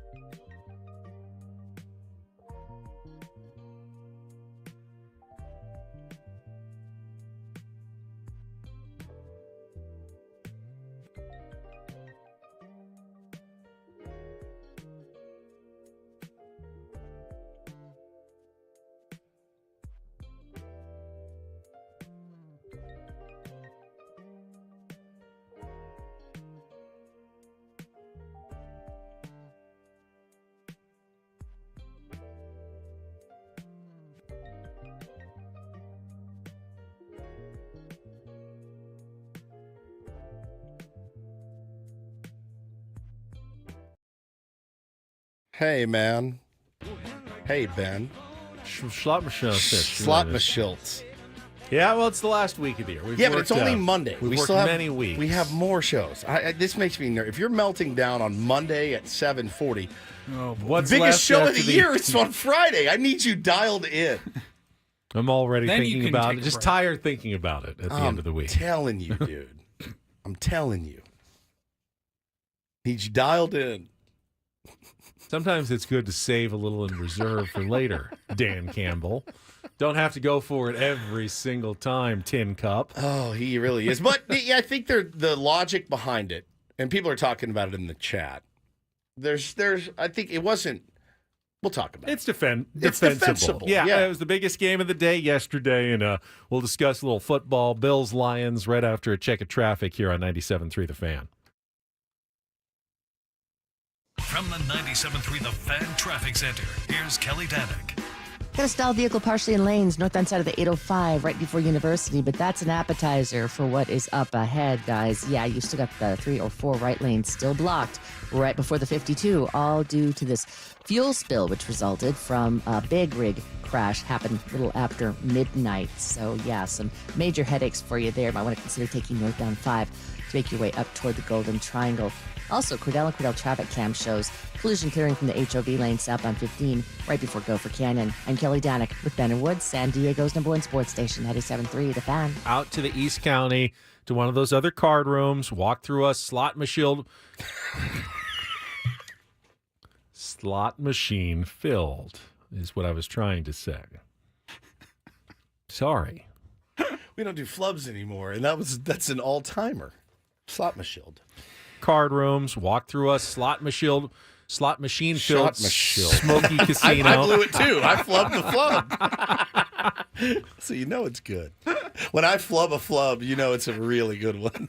Slot machine. Slot machine. It's going to be hard for me to ever say it correctly again. Slot machine. Slot machine. So as we look ahead to the NFL and the playoffs, I feel like there's really 4 teams that are just head and shoulders above the rest of the league right now. You're saying the cream has of risen. The crop. Yeah. And I would include the 2 that played yesterday, the Lions and the Bills. In those 4, I'd say the Eagles and the Chiefs are the other 2. Agreed. Then there's a little drop, and I'd say the Vikings, the Packers, the Steelers, maybe the Ravens are in kind of that next level. I was going to ask you. All right, go finish your levels, and then and then probably another level down. You'll find like the Texans, the Commanders, the Bucks, the Chargers, the Broncos, kind of the rest of your playoff teams, but the Seahawks, but that's the Rams, but that's like the top tier is really just the 4 teams. Could the Vikings surprise or the Steelers surprise in the playoffs? Yeah, absolutely, but I think those 4 teams have separated themselves from the rest of the league. Bills, Lions, Chiefs. Bills, Lions, Chiefs, Eagles. Yeah. Yep. And then I like your levels bit, but I was going to ask you, out of the second tier, you know, there's always a second tier team that you go, oh God, we've got to play them. Yeah. It's the Ravens. It's the Ravens. Yeah. Undoubtedly. You see, like what you saw yesterday from Lamar and the Ravens. I think if you're a Ravens fan, it makes you pull your hair out because you know your team is capable of that literally every single week. Yeah. Elite. It's like elite performance. Think of a chart where like their record and what that indicates, and like the level of fear that they strike in an opposing team. 100%. It doesn't match up. It does not match up at all. But in the playoffs, 9 and 5? we've rarely seen 9 and 5. Lamar and the Ravens at their best. Correct. So, they'd have to play with that consistency throughout a postseason. We just haven't seen it that much from them. So, I got my top 4. I'm not gonna say because the Bills beat the Lions yesterday that the Lions couldn't win in different circumstances against Buffalo, but the Bills were the better team. They went on the road. They were up double digits for a lot of that game. So they tried their best though to. It was not if you're a defensive minded football viewer. Yesterday was a torture chamber for you watching that game. In fact, Benny, I watched some of the first half. Then they went to halftime. So then I put on the Chargers-Bucks game, which was actually a pretty good game at the time. The Chargers had taken the lead, and I'm watching Baker Mayfield just throw dimes to Mike Evans, who is just unbelievable. And then they start running away with it. I forgot to go back to the Bills game. So then I get back to the Bills game, and I'm like, oh, my God, they've made a game of this. And I got there just in time for when they were down 10 with, 9 minutes left in the game? 12 minutes left in the game. Dan Campbell decides to go for the onside kick. And, of course, they don't get it, and it goes all the way back for a touchdown. And you sit with your head in your hands and go, Danny. It's down to like the 5. Down to the 5. And then they scored, you go, Danny, yeah. Danny, what? Yeah, it leads to a touchdown. What are you doing? And then they started talking about the Lions' defense is ravaged. There's no trust in them right now at all because of the injuries and et cetera, et cetera. Look, let's do the thing, too, where we play both sides. If it works, he's a genius. A genius. A brilliant tactician that probably had to go for it because of his defense being so ravaged. I don't know. I mean, if you win the lottery, were you a genius for playing the lottery, No. or are you just really lucky? Because I would say in the old days, yeah, it would be a brilliant call. You know you're going to have to probably get an onside kick.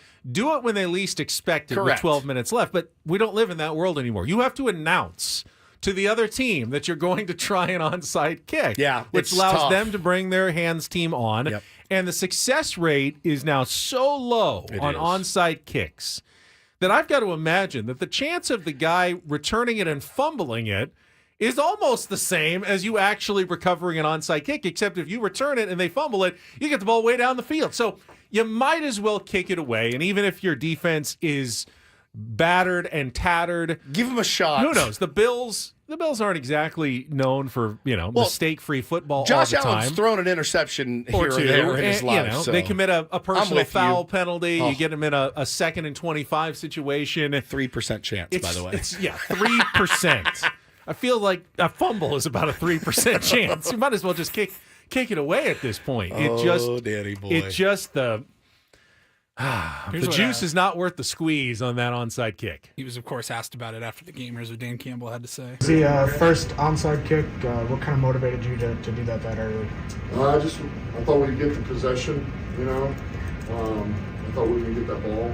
And one of Bates' best kicks that I've seen him have. That was a good kicker at the end. I think took a good jump on us. And Hollis made a heck of a play on it. And, obviously now sitting here hindsight after been taking it down to the 3-yard line, I wish I wouldn't have done that. But it is what it is. Coach, we're sorry to hear.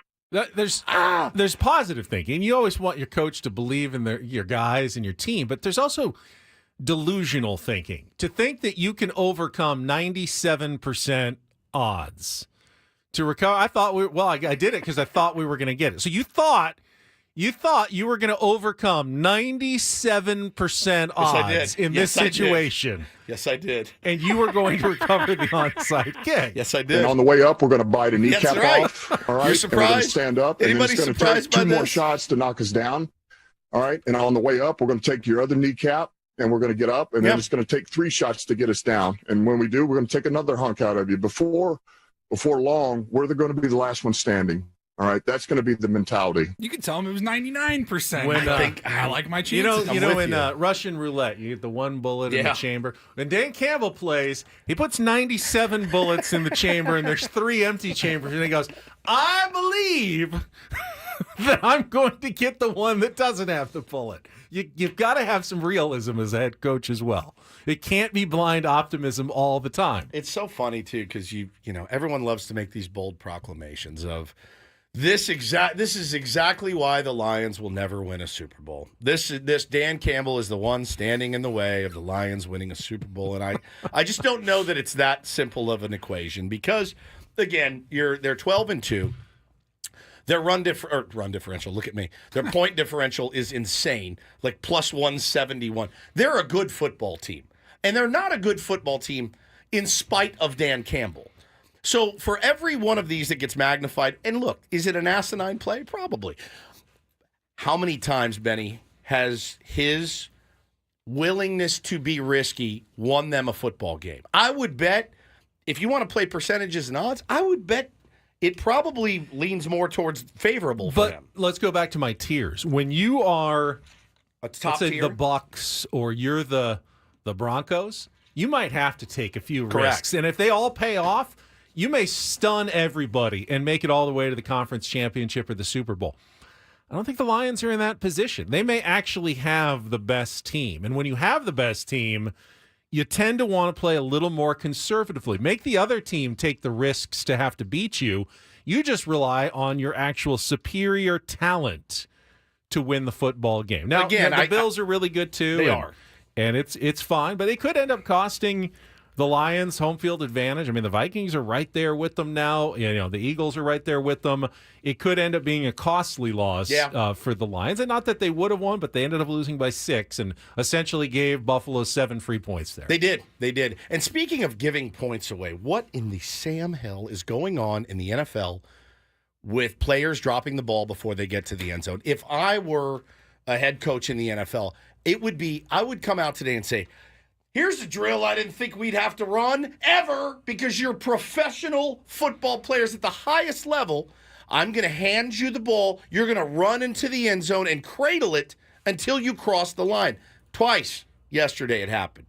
At the highest level of the NFL, it is asinine. It makes no sense. Including a veteran like Jonathan Taylor. Jonathan Taylor knows way better than. And that they lost, I think, 31-13. But they also, did you see the trick play they ran that went for a pick 6? What in the world is happening? Well, everything fell apart after Jonathan Taylor dropping the ball before the goal line. Would have put Indy up 13, I believe. Yep. And it fell apart after that. I do believe, though, it's almost the opposite of showboating. Like, professionals want to be so nonchalant about scoring a touchdown. Yes. Like, I'm going to show you how nonchalant I am that all I'm going to do is drop the ball. And I'm just going to do it so casually and quickly, you're not going to even barely notice that I'm not celebrating at all, except you did it too quickly. You did it again before you got to the end zone, which is amazing. It's really hard to reconcile. Those are the plays that if I'm the commissioner, I'm doing a deep dive into some players going, what's going on? What's your DraftKings status? Like, what is happening right now?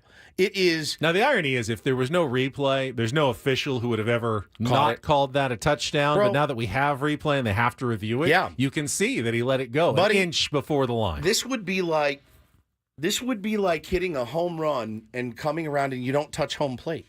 You just jump over it. It's so elementary. My son plays flag football.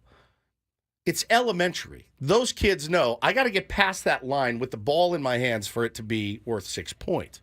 And it would be so frustrating to be a fan of a team that did that yesterday. That was a huge missed opportunity. The Colts could have really gotten back in the playoff race. Now it seems almost certainly that the Broncos and even the Chargers, after getting their butts kicked, are going to make the playoffs because, well, they would have to pretty much, have one of these other teams win out to lose out. The 7 playoff teams in the AFC are now almost essentially set. Chargers have easy. I mean, they got the Broncos on Thursday night, but then they got the Patriots and the Raiders, 2 of the worst teams in football the last 2 weeks. There's no way they're going to lose all 3. That Thursday night game, though, is going to be tough. But it's probably the difference between the 6th seed or the 7th seed at this point. So even though it seems like it's a big game, probably in the big scheme of things, not going to be a huge game. Other big wins, the Eagles, 10 in a row now, and seemingly there's a fight on the sidelines though between Sirianni and one of the other coaches. That was bizarre. They just can't. They cannot be happy in they their put own together victories. Some of their passing game stuff kind of got put on the side, so they just had to come up with something else, some drama. And then the Chiefs win finally by more than touchdown, but lose Patrick Mahomes to an ankle injury in the 4th quarter. They're listening to him right now kind of week to week. He says, I won't even know until tomorrow how it feels, but that's obviously concerning if you're the Chiefs. I watched some of that game, man, and they keep winning, but that dude does not look the same. He just does not. Do you guys all agree? He just does not look the same. Not quite. Not at all. Still finds a way to win, though. Checo was great. I mean, Commanders barely survived. Oh, my God. Saints go for 2 with no time on the clock. Oh, my God. Packers just all over the Seahawks last night. Yep. All right, we'll come back. We got 2 hours left, including our Bennett Woods Wrapped. Look back to the month of August, some of our favorite moments of the year, all coming up on 97.3 The Fan.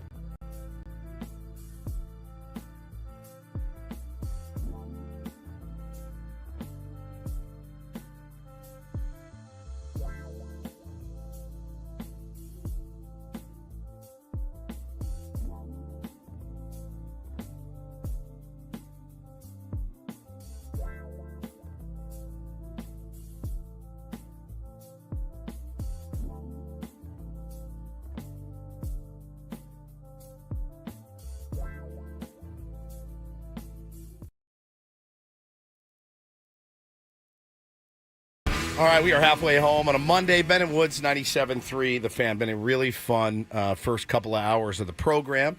I probably expect a decline from here on down. I mean, Ben's pretty much already in decline right now on the first day of the week, of the last week of the year. But we'll see flub. We'll see. It was such a good one, though. It was such an elite flub. Like the old days. Oh, the old day flubs. It's like, Fernando Tatis Jr. goes 3 for 4 and strikes out one of his at-bats. Yeah. It's going to happen. It's going to happen. It's going to be a flub every once in a while. It's true. It's absolutely... And you don't have to drive 45 minutes or more out to the East County to one of those other card rooms, walk through a slot machine-filled smoky casino. And yes, good. I did just compare myself to Fernando Tatis Jr., mostly in physique. It's Fernando Tatis Jr. Yeah, you did. I've seen some images of him in the DR. He looks good. Looks really good. I saw him getting a haircut the other day.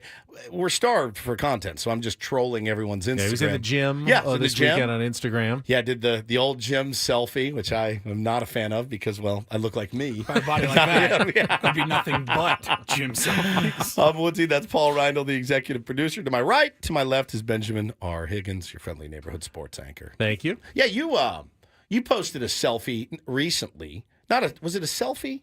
But it was your your 400th ride in a row, or was it a reflection selfie? Of me it was a reflection in the Peloton screen with the stats from my ride. And what was it about that ride? That was my... Was it your best output? Yeah, it was a personal record PR. And I'm on a 31-day streak right now of on my riding. Peloton of riding. Now, do you do the thing, moment. because I don't want to throw her under the bus because she's probably listening, but my wife's on like a 800-day Peloton streak. But sometimes she'll go, I didn't have time to ride, so I'll do the yoga class, Peloton. I only do cycling classes to keep my streak. I have no other classes, no stretching, no yoga, no meditation. It only cycling counts for me. Okay, so 31, is that your best? 31 is my longest streak ever. So today will be 32? Correct. Okay, and you'll get it in today? I will. Oh, nice. I would assume so. I do have a doctor's appointment again after the show today. I thought last week was doctor's. No, well, last week was dentist and doctor. Today is dermatologist. What are you having done? They just like to look at me a lot. Scan because I'm very moly, and so you need to monitor those things very carefully. I feel like you go to the derm a lot. I do twice a year now. Okay. I don't want to get skin cancer. No, I don't either. I don't want to get any kind. They usually slice something off of me. Every time. Almost every single time. They'll slice 1 or 2 off, do a biopsy, and hopefully, knock on wood, comes back negative. It doesn't feel good. They numb it up. It's not the worst. But I had to get stitches in my back. Remember that? I had to get that Yeah. nodule taken out of my back, and boy, that hurt like a son of. These are more God. right on the surface, so it's more of just like like a prosciutto slice. Really thin layers. Guess what? I'm never eating again, or probably any. So the next time you guys sit down to a nice prosciutto sandwich, think about it being made up of Ben's moles. Yeah. Sliced. And, yes. Prosciutto. Thanks for that. That ruined my day. It literally ruined my day. A nice, thin Italian meat. That is your mole. Well, good luck with the dermatologist today. Did you guys get any Christmas shopping done over the weekend? I think I'm 99%. You're like done early. You get done so early. My wife does the majority of it for everyone, and it's very helpful. I do appreciate that very much. She comes to me and says, I need one more thing for your brother. And I have no idea. I have no idea. I am definitely not done, but I did take care of both of you, I believe. You did? Weekend. Yeah. Oh, boy. Oh, think I'm now good to go for Friday. Very Little excited. early deadline for you two, since I have to have everything ready by the extravaganza. Well, it was hard because Ben was pumping me for information on Saturday for Paulie. And I was also pumping Paulie for information on you at the same time. This is crazy. Well, it was hard because he had an idea. You had a real good you want to get into the arena, right? Let me get into the arena, and then we'll see, what he may or may not need. And I had realized that arena for Paulie was filled. It was a filled arena. And I was trying to dissuade him from purchasing items in that arena. And you did. And I I went did. a completely different direction. Okay, good. But now you don't know what I got him. Paulie does know what I got you. I have no idea what you ended up But you don't know what I Paulie. got Paulie, so yeah. a surprise to you at least. It's going to be fun. It's going to be fun. We did the gift exchange on Friday. Yeah, somebody says, how about a charcuterie board of Ben's biopsies? Last year, my wife asked for a charcuterie board, and it has never left the cabinet. Never. We have not had one single. And I got her a book on how to do charcuterie boards. Never seen it. Doesn't exist. As far as I know, it doesn't hate to give exist. a gift that I know never gets touched again. I know. I feel like such a failure when that happens. That's why I put so much pressure on myself. I do the same thing. But then I'm gripped with indecisiveness because I don't want to pull the trigger on something that's bad. And then I just stand there like a buffoon. Just a buffoon in the aisle going, this could be the right thing, but he might not ever touch it again, and I don't want to do that. It's hard, too, because I like to do it where I'm like, no, I can't give any tips. You need to be listening actively through the year to figure out what we may want. So ours to you is you will love it.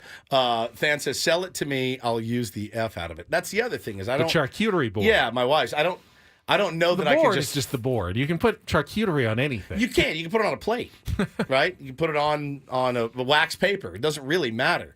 But it's the thought that she wanted to get into charcuterie boards, which I was looking forward to because I like them. And as you guys know, maybe you've heard on the show last week, my 4-year-old actually requests them in his lunch now, so I have to make a fresh one every morning. So I'm actually the charcuterie maker in my home.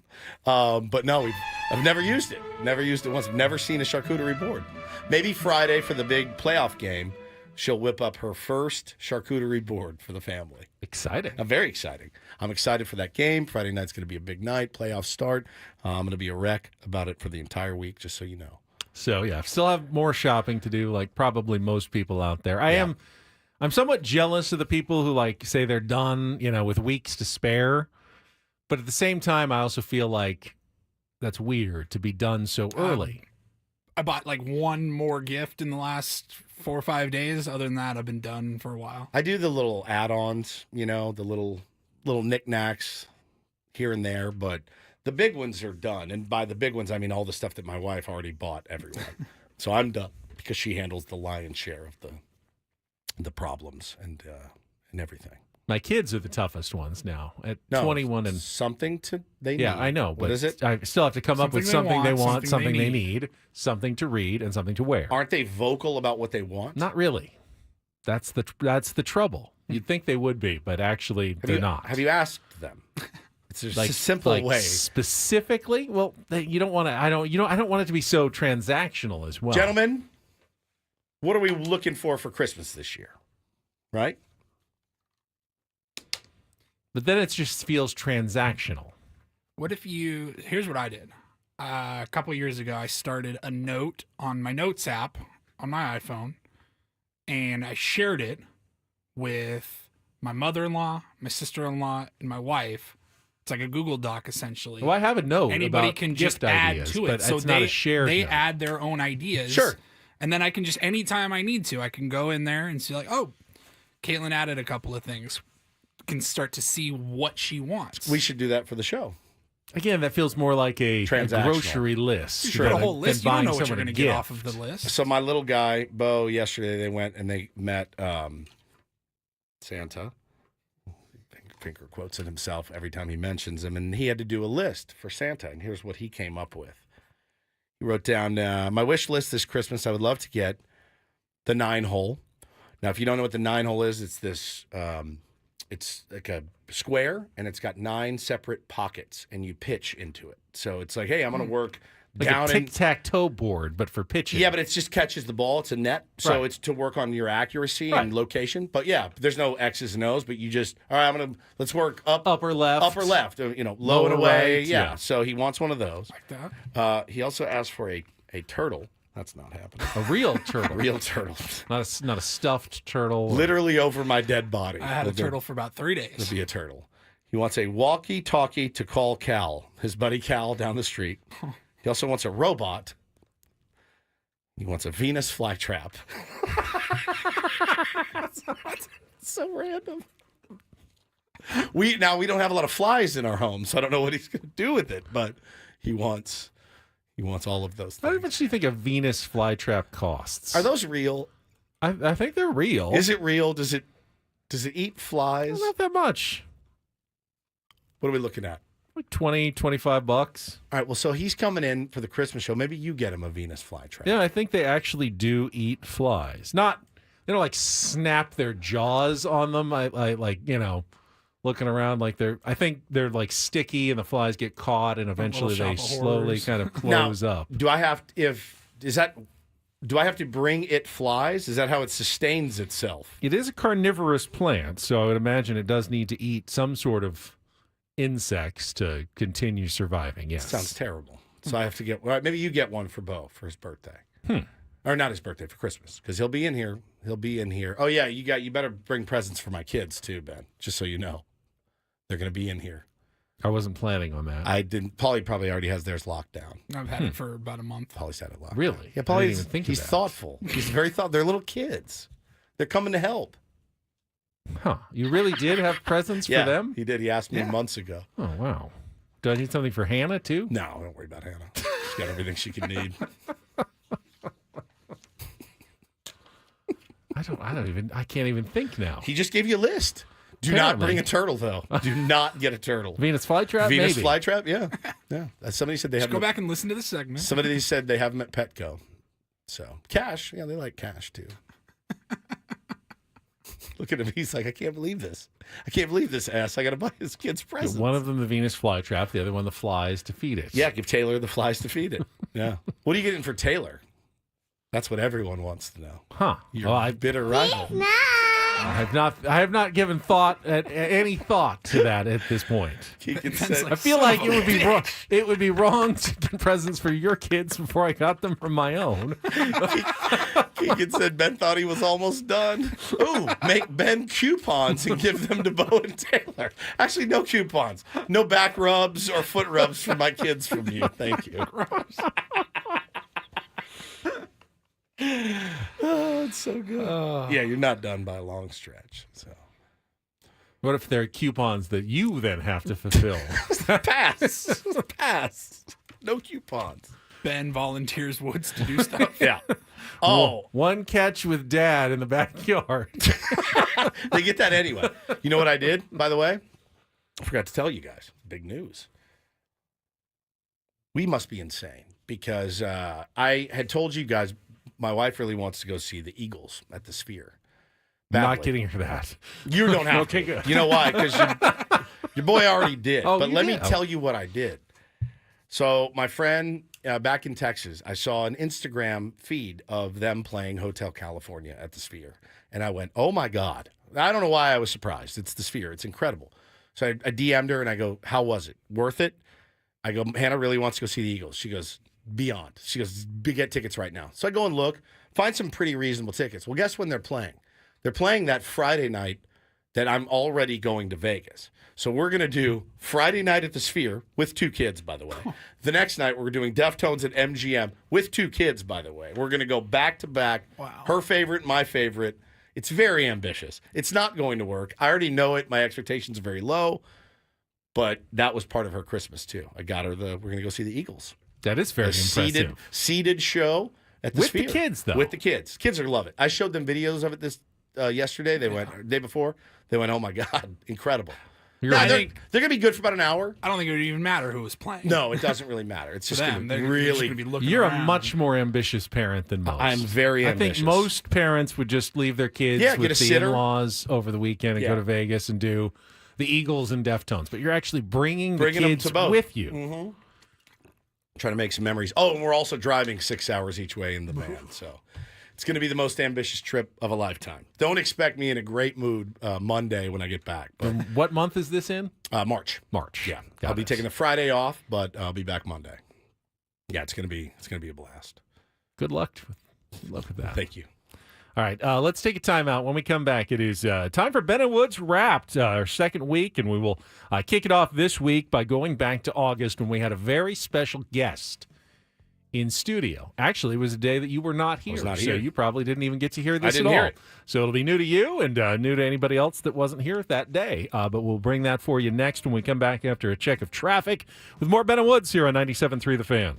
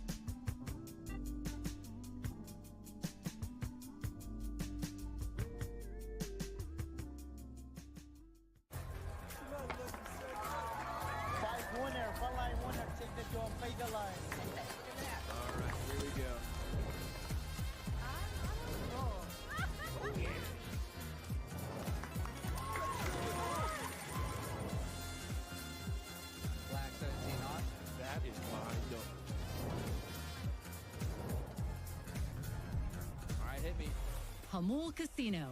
Fun above all else.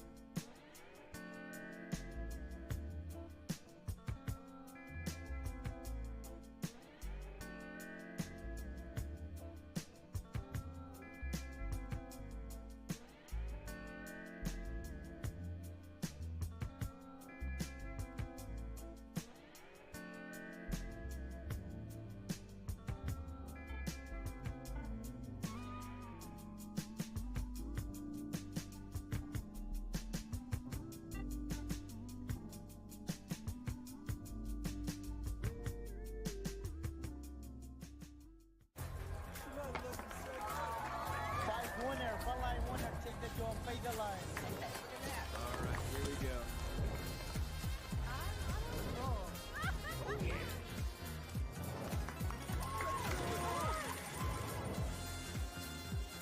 Black 17 hot. That is wide open. All right, hit me. Hamul Casino. Fun above all else.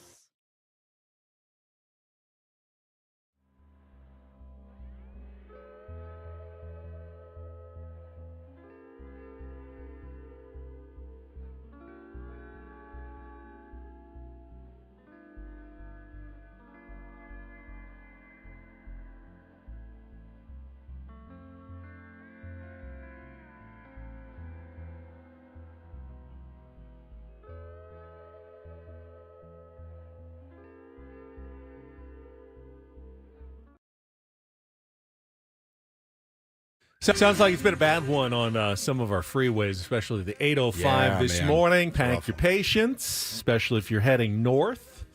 And settle in for more Ben and Woods. We're here until 10 o'clock. We're on all day, live and local, here on 97.3 The Fan. Annie and Elston, 10 o'clock, Win and Chris at 2 o'clock this afternoon. But it is the final live week of the year, I think, for all of us. Yeah, I think so. This year. So get your fill in. Undoubtedly, the Padres will start making big moves at about, 6 p.m. on Friday. Yeah. Or, when we're off. Yeah. 10:01 maybe, and at least the other shows can talk about it. But. Yeah, get the phone call from Adam on December 26th. Hey, can you can you guys come down and do a show? Because we signed. who can we afford right now? That's the. I don't know that there's anybody out there that that is we worthy can afford of. that's worthy of an emergency Let's show. go, well, Benny. This is a fun exercise. Who's remaining? Who are the remaining? And we'll say. What position would you like to know? Just give me the top guys left. It doesn't really matter. And I'm trying to figure out in my mind who's worthy of coming down here and doing a show. Pete Alonso, one of the top guys left. I would do an hour show on Pete Alonso. Let's see. Jurickson Profar, one of the top guys left. He's already been here. I'm going to say no. We'll do a quick video. All right. Jack Flaherty, one of the top starting pitchers. Nope. Paulie didn't even wait for me to say no. Executive decision. I assume that means Tanner Scott is also a no. He's already been here. He's already been here. What else we got here? Let's see. Is that really all that's left in the top remaining free agents? Gleyber Torres. No. Christian Walker? No. Paul Goldschmidt? No. All right, then most of the top free agents are pretty much gone. All right, well, looks like we are free and clear. 6th. See you on January 6th. Exactly. Justin Verlander? No. Maybe 3 or 4 years ago, yes. Yes. Teoscar, somebody Not today. Said. Yeah, he's still out there. Teoscar? Yeah. Yes, I would. You would? Oh, the petty. Are you kidding me? I'll do 2 hours. How about that? 2 hours for Teoscar. Anthony Santander? No. Santan, no.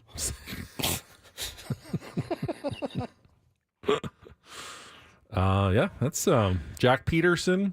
Jack Peterson? Jock Peterson. I'll do one for Jack Peterson. All right. We could do one for Jock and just do an hour on Pusoy, which is that game that he brought into the Giants clubhouse and infiltrated the Giants clubhouse, and they wanted to get the guys out doing batting practice, but they were too busy playing Pusoy. Tommy Pham. Maybe. Yes. Maybe. I have not heard a word about my man not either. Tommy Pham. Not either. He still wants to play. He's still capable of playing. Not heard a word about him in free agency. Adam Frazier. Oh, my God. G-Man Choi. These names give me... Rich Hill. These names give me PTSD. Ty France. Oh, my. Brandon Drury. We've got all these guys. Yeah, they're all back free agents again. You love reunions. Keegan said playing what? Playing Pusoy. It's a game. It's like a game with tiles, and apparently it had caused a major rift in the Giants clubhouse because Jock Peterson brought it into the clubhouse, and everyone started foregoing extra fielding practice to sit and play Pusoy with their buddies all day.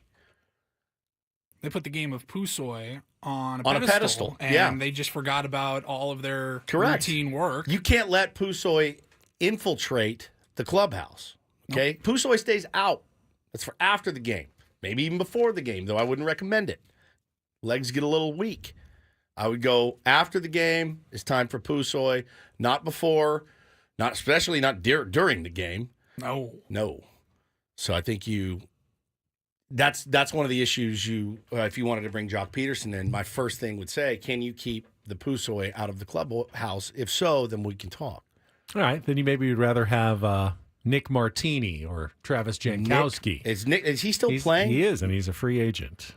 Wouldn't mind having Freddie back here. Freddie? I like Freddie. Travis Jankowski. Always liked him. I always loved him, dude. Luis Urias and Jace Peterson are also free agents that we can reacquire at this point. Boy. All right, it is time for Ben and Woods Wrapped. Rap. We're going month by month with some of our favorite memorable moments. A lot of funny moments, but this one a little more tugging at the heartstrings. So when you were on vacation, one of your vacations this year. All right, settle down. We had Uncle Teddy. Ted Leitner came in studio, sat with us for a couple of hours, actually. He was fantastic, and anything that, Teddy says is always noteworthy. But he talked about his relationship with Peter Seidler that day. And, man, I just love having Teddy in studio, and he always speaks from the heart. So here's a little Ben and Woods Wrapped from August 1st. But it was Peter and myself in his office for an hour before a Sunday game during that final season of 2020 for me. And he said, hey, you're an icon. You're a legend. Caminetti's gone, Tony Gwynn is gone, Jerry Coleman's gone, and I want you with the ball club. I want you around the ballpark, and I had tears in my eyes, trying not to bawl like a little boy, but no one ever said that to me. And I never heard that before. I never considered myself an icon, a Padre legend. That's the players, as far as I'm concerned. And for Peter Seidler to tell me that, and to treat me the way he did, so lovely, so nice. And it's hard, man, because I miss everything about it, win or lose. Even when I had losing seasons, I couldn't wait to get to the ballpark and see Jerry Coleman and laugh and have fun and travel with Jerry right across the aisle there in the first row and coach. It was just spectacular. So, Peter, thank you for everything, including the Hall of Fame. I'm glad you brought up Peter, because I don't know how much I believe in karma and fate, but certainly remember 1984 after Ray Kroc passed away, and they were wearing the RAK patches, and now they've got the PS hearts that they're wearing, and they keep in the dugout. And there's undoubtedly, compared to last season, a magic about this year's team that was just missing last year. It wasn't there, and I don't know why. And now it is. And, believe what you want, Ted. What do you believe? 1 year soon, the baseball gods will smile on the San Diego Padres, and we will have a parade. I've been so lucky in my life. I worked for Ray Kroc, as you mentioned, and Joan Kroc. And Joan and I were extremely close, much closer than me and Ray. And he was like a sister to me. It was just unbelievable. And had John Moores, one of the great people of all time. And then I get to work for Peter Seidler. I don't know what I ever did in a former life to be so lucky and to work for people that they were going to make it a family here. And like culture and basketball teams, they all say that, but they're not. They're not families. Corporations, it's hard to be a family. We were family with John Moores. We are family with Peter Seidler, and now the Seidler family. And I just, I find it to be pinch. How did this happen to me? But Peter, you watch over these boys, and they'll get to that parade. Man, it's, listening back on it now, I know the 24 scoreless certainly sticks in all of our head, but to get to that point, there was definitely some magic involved last season. I do wonder too. And I'd heard this, Tim Flannery told me, had the same conversation with Peter and hey, we want you part of this organization, Flan. And that spoke to him, at a deep, deep level. And I do wonder, though, the thing I was listening to Teddy, do you think Adam will pay me to just hang around the radio station when I'm done? Just to be around. Like emeritus? Emeritus. A fan ambassador? Yeah, I'll pop on every now and then. Morning show emeritus. Yes. And just do... whatever they need. Just pay me, and I don't have to come in and do like 4 hours. Ambassador, yes, I like that. I'll do that in a heartbeat. Actually, kind of what I'm shooting for. Be great. It's not how radio generally No, works, it's definitely not. but- You see it sometimes, but that'd be a good gig to have. And again, I know you, and we need to make it happen. Bring back Uncle Teddy when you're here one of these days. Soon, probably not this week, but in the new year, that's definitely on the list. No question, no question. I would love to have Uncle Teddy in, and he said he wanted to be in when we were all here. I want him in, right before the season starts would be electric. All right, we will continue Ben and Woods Wrap tomorrow. We're getting near the final months, the recent months, up to September. Oh, wait till tomorrow. We gotta get one tomorrow. It's so good. Tomorrow's is it's legendary. But so random and unexpected. It's completely random. Had to do with a phone call that we got. We got on a tangent, and then a phone call came in, and it was just elite. One of my favorite moments in radio. I couldn't believe it. It was pretty good. All right, we'll come back. Speaking of the Padres, went through some of those names. Are any of them realistic at this point? Padres going to add somebody in free agency. Where is their focus going to be directed other than Roki Sasaki? I'll come back with a little more Padres talk next year with Ben Woods on 97.3 The Fan.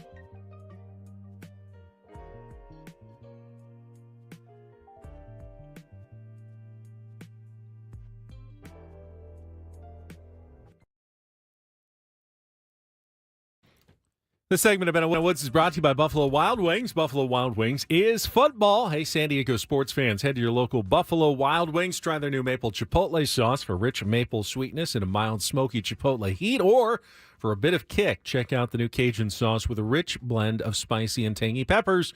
Stop by your San Diego B-Dubs or order for takeout and delivery with Buffalo Wild Wings. Go. All right, Padres, we're still in wait-and-see mode this offseason, which I know is very hard, especially for Woodsy. You're ready for something to happen, something to go down, something big. I don't think I'm the only one. I feel like there's a lot of people champing at the bit. And you do feel like you were promised something by Mike Schilt last week. 2 weeks ago? Was it early last week? The start of last week? No, I think it was like 2 weeks ago, wasn't it? Paulie knows. He's got the clip. I feel like it was last Monday. I'm trying to find when it was. Yeah, I think it was last week. Well, okay. It feels like a month ago. Yeah, It really does. Was that at the winter meetings? I think it was the first day of the winter meetings. He was doing a lot of media. Yeah, no, he's doing something. This cat, you know him, AJ. I mean, our man Preller, he sleeps very little. He plays a little hoops, and then he is looking to dominate every day on behalf of the Padres. So, does he have something up his sleeve? He's got stuff up both sleeves, down his pants, in his shoes.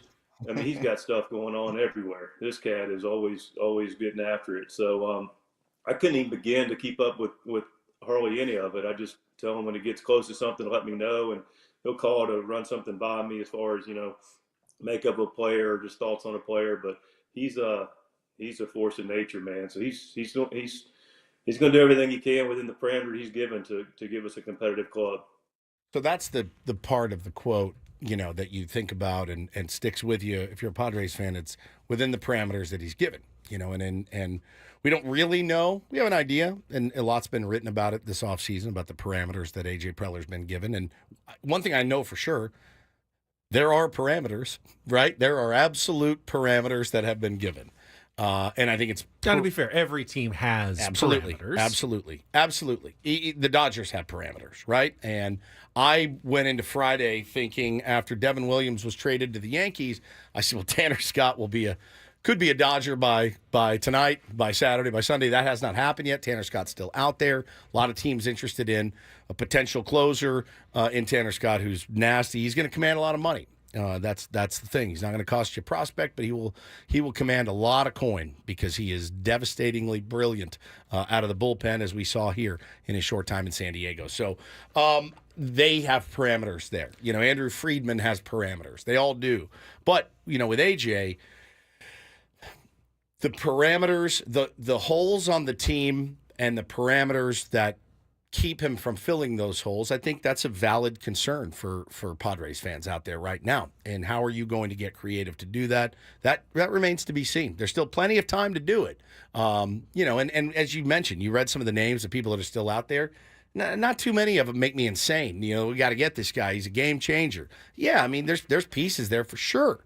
I think the thing, honestly, like, it's weird how your priorities shift as a fan, because now I'm like, after seeing who was it that came off the market, Carson Kelly, going to the Cubs in a backup role for $11.5 million, catching for the Padres is at a premium. That's the whole. I think we need to fill the most. Catching's the spot that actually kind of worries me the most. 100% going into next season, because I'm not, as a fan, I'm not comfortable with just Luis Camposano and Brett Sullivan as my catching core.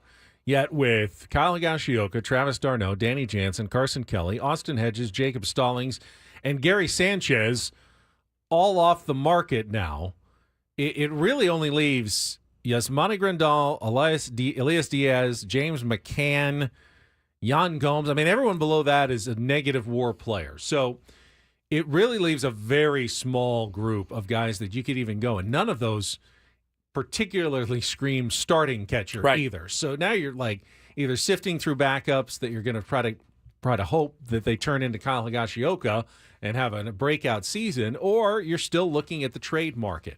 And that's, to me, what has always been AJ's strength, is he's been able to fill those holes, even without the ability to sign a free agent sometimes, by pulling off big trades. Correct. Better than anyone in baseball. So where are they, and why haven't we seen them yet? And I want to get to that right after a check of traffic here on 97.3 The Fan.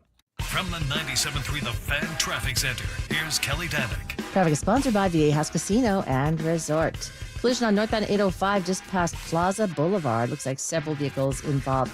Got the two left lanes blocked, and yep, you still got bigger problems up ahead before the 52. The four right lanes remain blocked, all due to a fuel spill caused by a big rig accident late last night. So please give yourself plenty of extra time. Consider taking northbound 5 if you need to make your way up toward the Golden Triangle.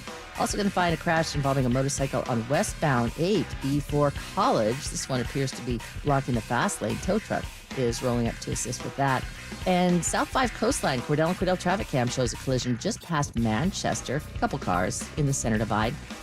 Daily jackpots at Viejas Casino and Resort are on fire. Players have hit huge wins with that slow as 50 cents. Check out their jackpot winning smiles on the Viejas Facebook page. You want to join them? Who knows? The next jackpot winner could be you, Viejas Casino and Resort. I'm Kelly Danick with Ben and Woods, San Diego's #1 sports station, 97.3 The Fan. So when Mike Schultz says that A.J. Preller has, plans up his sleeves and down his pants and in his shoes, ideas, I don't read that as, I've got all these free agents that I'm looking to sign. Yeah. Anybody can sign a free agent. Correct. It's just you throw some money at them, you make the best offer, you sign them. That's not a plan. That's just money. Right. When I hear that, I hear trade possibilities, two-way deal, three-way deals, wheeling and dealing and, surprising, picking up a guy and then passing him along to another team to fill the actual hole that you wanted to fill. Like Drew Thorpe comes in and then turns into Dylan Cease. These are the moves that A.J. Preller has become known for. So where are they? Now, there's certainly the possibility that they're still to come. It's a long offseason, and many of A.J.'s biggest offseason moves didn't happen until later in the offseason. Late December, we remember, with Joe Musgrove, Darvish. Not until spring training for some of his bigger deals as well, including Dylan Cease right before the start of the season last year. But I do have my suspicions. And this is going to be elementary baseball 101 for most of the fans out there. But to pull off a big trade, it takes another team or sometimes multiple teams to be interested in the players that you are offering. And AJ has always done a great job of building up his farm system with promising, exciting, sexy talent that he is always willing to deal.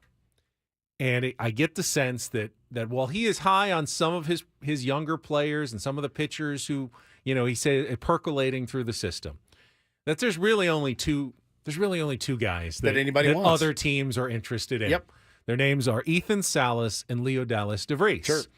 And AJ and the organization have made the decision that they don't want to trade those guys, that they believe in them highly, which is great. They believe in them so highly that they feel like they need to hold on to those guys and the value that they're going to provide for the next 6+ years once they get to the big leagues as being part of this organization. But that doesn't leave AJ with a lot of wiggle room in terms of the trades, because if you trade from your major league roster, well, you're just creating another hole while you're trying to fill one. You're playing an endless, juggling balls, and it's never stopping. The way to fill a major league hole is to trade minor leaguers for a team that's willing to do some rebuilding. But if you don't have minor leaguers that you're willing to trade, that they're interested in, it becomes very hard to find the correct trade partner. Yeah, you look for the commodities that you have on your team, and you say Dylan Cease, he's got a year left. It's going to give somebody 180 quality innings.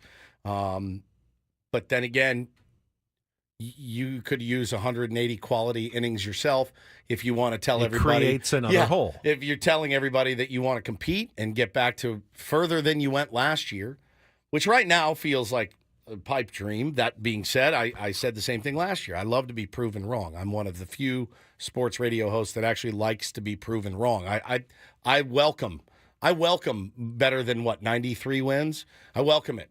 I'm happy. I would be happy to say, oh no, I'm firmly committed to put them at 81 and 81 again to start the season.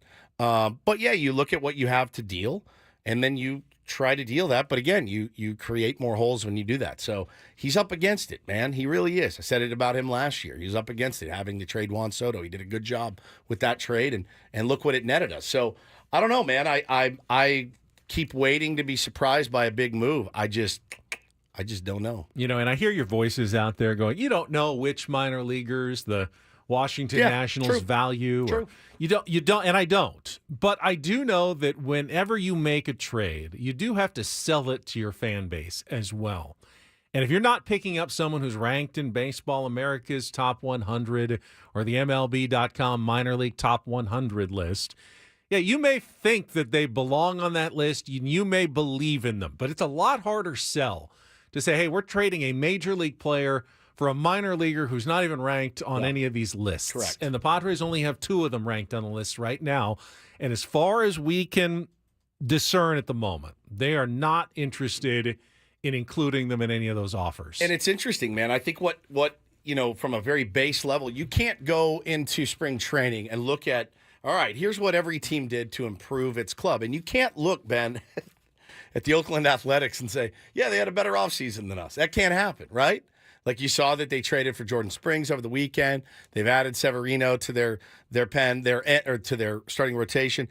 They allegedly made offers to Max Fried. They made offers to Pete Alonso, is the report that I saw. So they're actively trying to improve their team. Now, again, not apples to orange. It's not apples to apples here. That team hasn't done jackass for a decade. They won 69 games last year. The Padres won 93 games last year. Yeah, I mean, they've got more room to improve as well. They have a massive amount of room to improve. Yeah, you'd rather be the 93-win team that loses 4 more games Correct. than the 69-win team that wins 15 more games. Right. You're still better off to be that team. And, the Padres they're more trying to hold on to the gains that they've made in the last year than probably legitimately trying to significantly improve their team. But you agree with me, though, that if they end up holding on, if they end up not getting Roki Sasaki, just a total kick to the gut in the offseason. A total. And you hate to put all your eggs in the Roki basket because no one really knows who's got the inside track except for Roki. And no one knows if he's really going to be all that in the big leagues. We think he will. We think he will. And the price is definitely right in case he's not. It does feel like it's the difference between quote-unquote winning and losing the offseason. Correct. Now, again, once the season starts, doesn't really matter if you won or lost the offseason. As We've know seen the very Padres well. win plenty of offseasons, and it didn't matter when it came to the regular season. Yeah. So... But, yeah, if you're looking for a W between now and the start of spring training, Roki Sasaki is your best chance. He's the best W that you could get. Everything else is going to sound pretty unimpressive, no matter what the Padres do. They're going to add a pitcher at some point, but it's going to be one of these more bottom-tier names. It's going to be someone like a Ross Stripling or a Cal Quantrill or a Colin Ray. Lance Lynn, an aging guy, not someone in their prime. Now, if they come in for a decent price and have a solid season, that's a huge win. Great but win. You won't be able to sell it as a win now. It'll be seen as a backup plan. It'll be seen as a let's wait and see and hope and pray for the best. But if they have a good season, you'll go, hey, this guy was absolutely key. Yeah, we had a few Michael of those last Wacha year. wasn't seen as huge acquisition. Even Nope. Seth Lugo wasn't seen as a huge Correct. acquisition. Correct. So you won't know for sure until after next season whether they had a good or not off season. Yep. But there's very little chance the Padres are going to have a flashy, spectacular fireworks style off season at this point. Yeah, I agree. And it's going to be, listen, and people are talking about the A's. I know. Look, like I said, it's not apples to apples. They were encouraged by Major League Baseball to spend money. And by encouraged, it was more of get off your ass. I heard this from someone inside of baseball who said that, every year a couple of teams get a tap on the shoulder and go, all right, let's go. You got to go. You got to spend some. This is starting to look really bad. And, that happens, around the bottom fringes of baseball. Probably happened to the Padres a few years ago. Like, all right, let's go. You've had your rebuilding phase. Now it's time to start spending. Go get Eric Hosmer. It does make me feel like there's also the other side of that is like, okay, you've been spending. Now it's time to stop. And, we've been sandwiched in the middle of taps on the shoulder. Baseball doesn't want to be seen tipping the scales, like putting their thumb on the scale and picking certain teams. But there's a reason there's a commissioner and there's an office. And they're going like, okay, we're looking out for the best interest of our game. And by the way, Oakland or AF, it's not the best interest of our game for you to be playing in a minor league sport, stadium with no chance at winning for 3 years by not spending. So it's time to go. And they get a little kick in the butt and go, you want to be part of this club going forward, you got to start doing something. Yeah, it makes sense. And again, I think it may have. We kind of feel like we got tapped on the shoulder last year, trying to do all the things that we did, or the year before, spending all the money. The owners were blatantly coming out and saying you can't do this, and it's a weird position to be in, certainly. All right, we've got 1 hour to go. Paulie's going to get some headlines, things we've missed in our Reindl Report coming up in our next segment. And we will continue some more Padres talk as well with Ben and Woods. Don't go away. It's San Diego's #1 sports station, 97.3 The Fan. We'll be right back.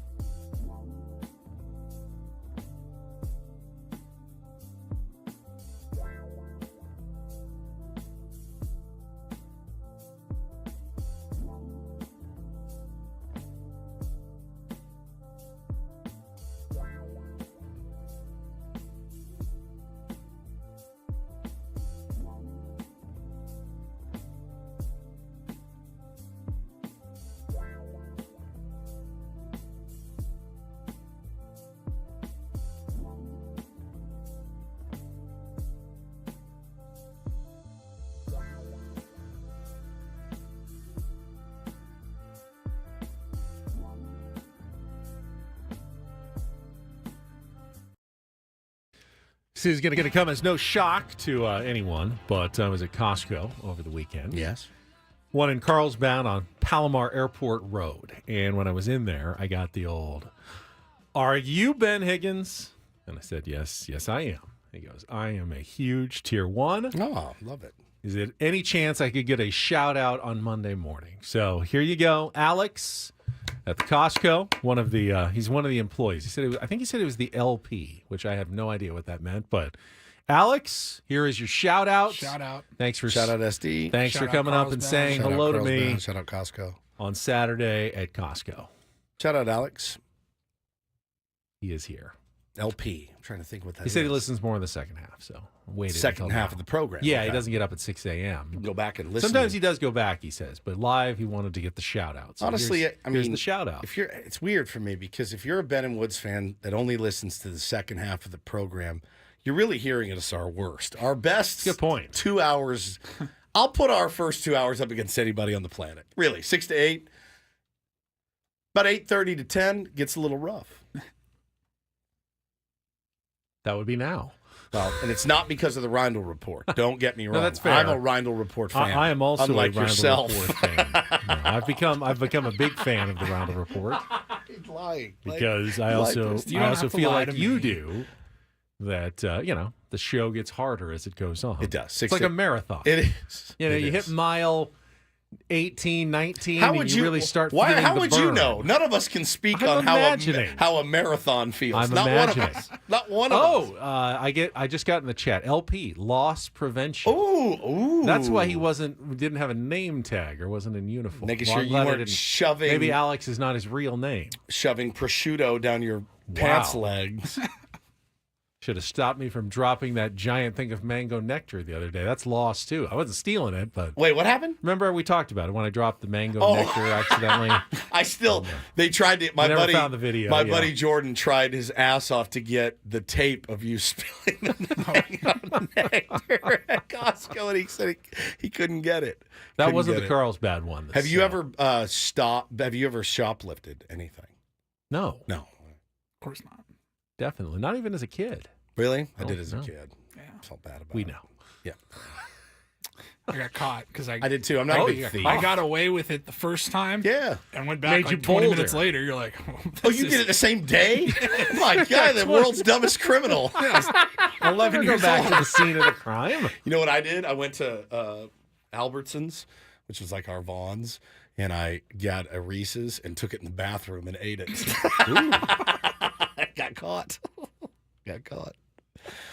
I don't have the stomach to be a Have thief. you ever eaten something in the supermarket and then just brought the wrapper and paid for it once you got to the No, register? drinks. I do it with drinks. You do? Because every Okay. time I get there, I'm like, "Ugh, I'm thirsty. I'm gonna be here a while. I'm gonna grab a tea, and I drink the Do tea, you and I feel give like them the empty someone bottle. is going to catch you and Yes. like call you out for it before you pay for it? You go, I was going to pay for this at the aisle. I feel like the eye in the sky is like, all right, focus in on this moron in the hat. He's just opened the tea. Let's see if he pays for it. And I do that quite a bit. I'd say probably 1 out of 3 times I go to the store. I always get a tea. I'd be too nervous to open anything while I was still there. But I always know I'm going to pay for it. And Well, I I put know it you out, know I put that. it out front. I Right. put it in the little holder as I'm pushing my cart around. So I know, hey, I'll be paying for this. If I Because was what I that don't want to desperate, do I'd is go in, buy it, then shop. then go But shopping then- while I'm drinking it. But then, they don't.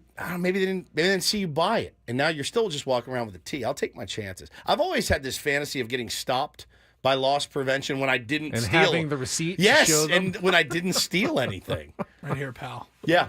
I don't have the stomach to like embezzle or commit fraud. I just don't have the stomach for it. I'm too much of a weakling to do it. I'm sure Michael is very happy to hear all this. Yes, exactly. All right, Paulie, take it away. And get things started here with our today's edition of the Reindl Report. Now tuned into the greatest. Welcome to the Reindl Report with Paul Reindl. Hi, Paul. All right. 2 stories from the world of sports that we haven't gotten to yet. We'll start off in Major League Baseball. And 1 story that you didn't know you needed. Are you laughing, biatch? It's the Reindl Report Hey, Paul, how you doing? Okay, how are you? on 97.3 The Fan. Are you ready to bless the mood? I need some help, please. That was good. Can All right. Good morning, my friends. We will start off in college football. We spoke earlier in Do This about Travis Hunter. We played a clip from his speech after he won the Heisman Trophy on Saturday night.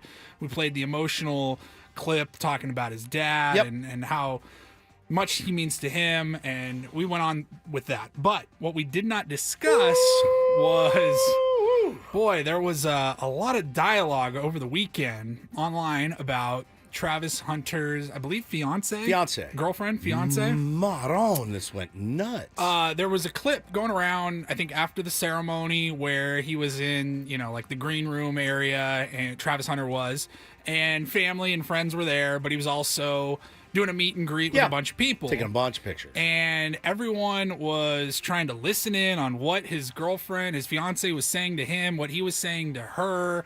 And they were reading body language, and everyone's an expert now on lip reading, body language, etc. And the internet just absolutely torched this young woman. And, well, Travis Hunter, it didn't take long because this was on Saturday night. He then responded to all the critics of his fiance. Did a little stream on Sunday. This was on Twitch, I think. But, yeah, this is Travis Hunter, and here's what he had to say. You ain't never had no girl. So why y'all talking about me? Find something else to talk about. You talk about my girl. Go talk about your girl. Go find a girl. Go find a life. Stop worrying about what I got going on. I know what I got. I know my girl. My girl been with me for 5 years. Y'all are just not starting to talk about me and just not starting to be with me. Like, come on, man. Y'all go do something else with y'all life. Clickbait pages, y'all better stop. I'm telling y'all. Y'all, if something bad gonna happen to y'all, y'all keep doing that. Y'all better stop that. I ain't playing. Y'all better stop. All the clickbaiting pages. When we was sitting down and I was at my puppet shop, we was talking about my family. What was they gonna do while I was in there signing stuff? I had all my family there. And that's why she did. That's why she said she's gonna stay there so they can get stuff. That's why she said she's gonna sit there so they can get stuff, have fun there. She wanted to go back they wanted to go back. Some of them want to go back to the hotel, some of them didn't. Y'all trying to make everything, y'all want everything for clicks. Like, stop that. That's crazy. Like, y'all hate on me and then y'all go and hate on my girl. Like, bro, I feel the same pain that she feel. We're inseparable, bro. We with each other. Like, she hurting, of course I'm gonna be hurting. If I'm hurting, of course she gonna be hurting. Yeah, a couple thoughts. Pop-up shop is where he was at when all that video was taken. Well, and the audio sounded like she said, it sounded, the way it was misconstrued was that she looked at it and was like, what am I supposed to do? Just sit here, right? So in that context, yeah, it doesn't come off well. But I don't think that was the context of the comment. And we probably don't know exactly what it is. A flex, have the actual Heisman Trophy. Back over your shoulder during your live stream. Very cool. Very cool. And where's our UT best of? I'd like to put that behind me. Somewhere.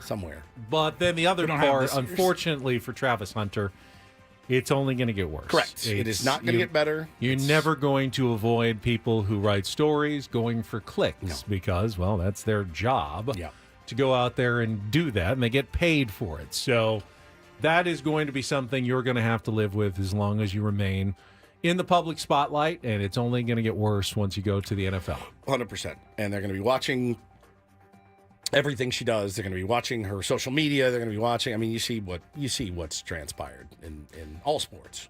It's toxic. Now, it's a toxic the arena. good news for him, he seems to have a really good relationship, and if that's the most important thing. If you can ignore the outside noise and maintain what's important to you. Doesn't matter what other people are clicking and writing about. You go be confident in your relationship in your life and leave it at that. But you're not gonna change the world. And I think eventually you'll just have to stop responding. Right? You just stop responding. Yeah, because it'll eat you alive. Yeah. You ain't want to get out of his chest. It's fine. Did a fine job of that, but you can't be fighting an unwinnable battle for years and years. My wife says a quote, I think it was Winston Churchill, something about if you stop to yell at every barking dog, you'll never get where you're going. And boy, what a good quote that is. Because I like that. Your boy right here used to stop to yell at every barking dog, and it doesn't lead to anything good. All right, and then just one more story today, a little sportsy, but Not really. Bowl season is nearly upon us. Yep. Actually, it's already upon us. There were a couple of minor bowl games, I think, on Saturday. But we have the Pop-Tarts Bowl, and I saw that they unveiled their trophy. It's fantastic. For the Pop-Tarts Bowl. Mm-hmm. And it may be the greatest trophy. It's a pretty great one. In college football. Yep. Ever. In any sport. In any sport. Better than the Stanley Cup. I think so. I mean, you can drink out of the Stanley Cup, That's but true. can you make breakfast in it? Not only is it a big shiny trophy, it serves as a toaster as well, a functional toaster. So good. They have the Pop-Tarts mascots running around, giant Pop-Tarts, but this is the actual trophy. I'll put it up on our YouTube stream here if you haven't seen it. And literally, it's a functional toaster. You can throw in a couple of Pop-Tarts. I love that it was wrapped in the silver Pop-Tart material. Foil. Yeah, it's so good. It's amazing. It's really cool. Yeah, So it has to be I don't know if plugged it's battery in? operated Yeah, or that's what's plug-in. gonna I happen. don't know any of the A details. plug-in trophy is weird. I will say I think that. it's A gotta be plug-in I don't trophy. see a cord, I so don't I'm either. guessing battery operated, but it pops out it's a Like a pop real- up. yeah, it's a real toaster. A pop-up toaster for I think it's Pop-Tarts. Genius. That is Not bad at all. Yeah. Why can't Pop-Tarts be healthy? Because I would be the healthy. I love them. Love a good Pop-Tart. I love them. I mean, I absolutely adore Pop-Tarts. Pastry good, fruit filling good, Delicious. frosting good. It's absolutely incredible. There's just nothing that's good for you in them, unfortunately. No. Not even Nothing. any of. There's no none of the nutritional value. elements. Nope. You know, when you're a kid, you could sort of say, maybe the jelly inside was Yeah, good. not but even then. At this point, there's nothing in there that has anything of benefit for you at all. Why can't that be like, hey, you need to incorporate more Pop-Tarts into your diet ASAP? Do I have to? Yes, you do.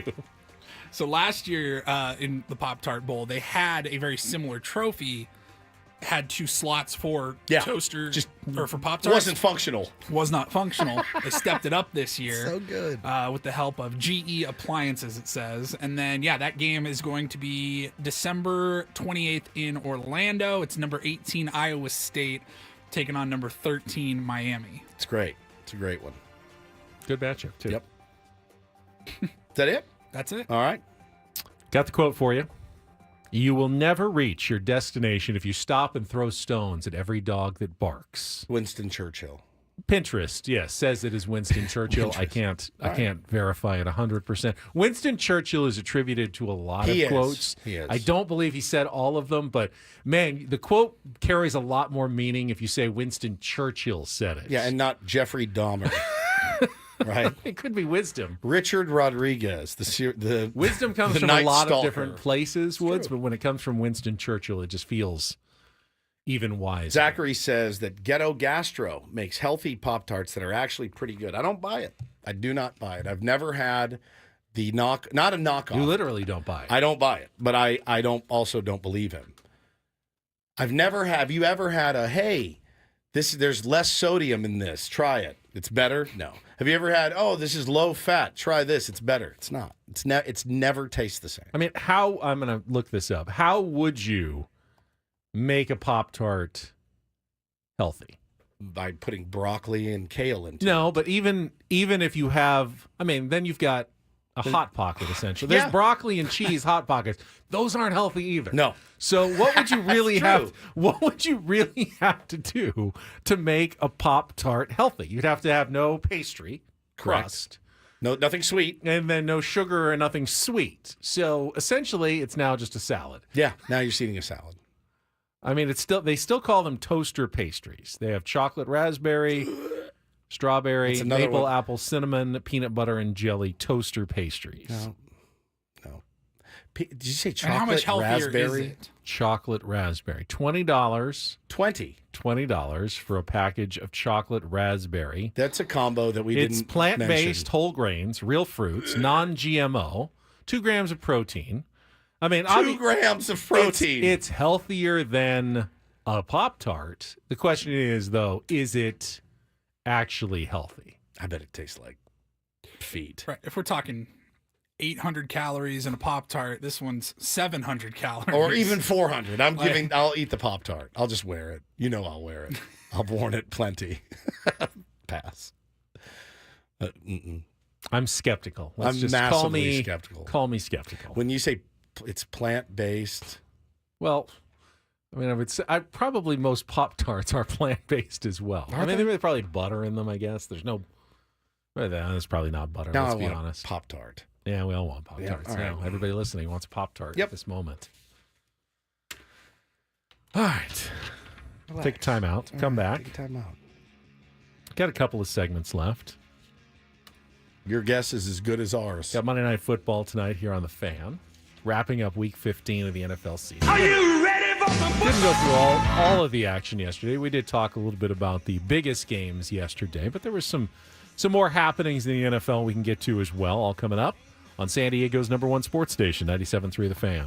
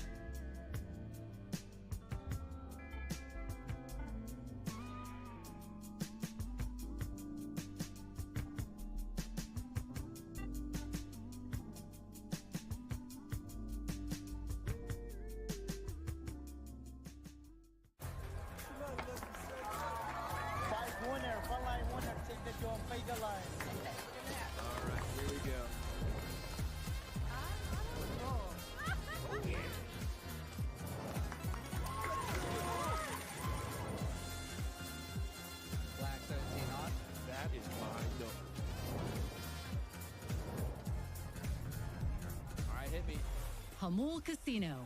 Fun above all else.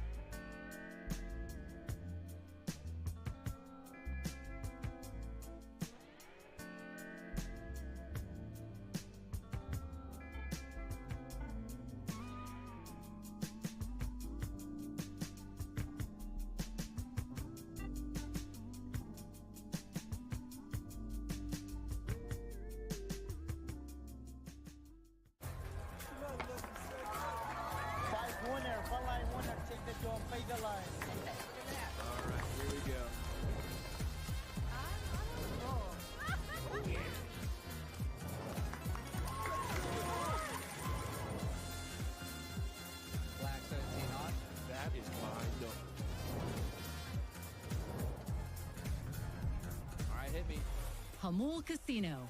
Fun above all else.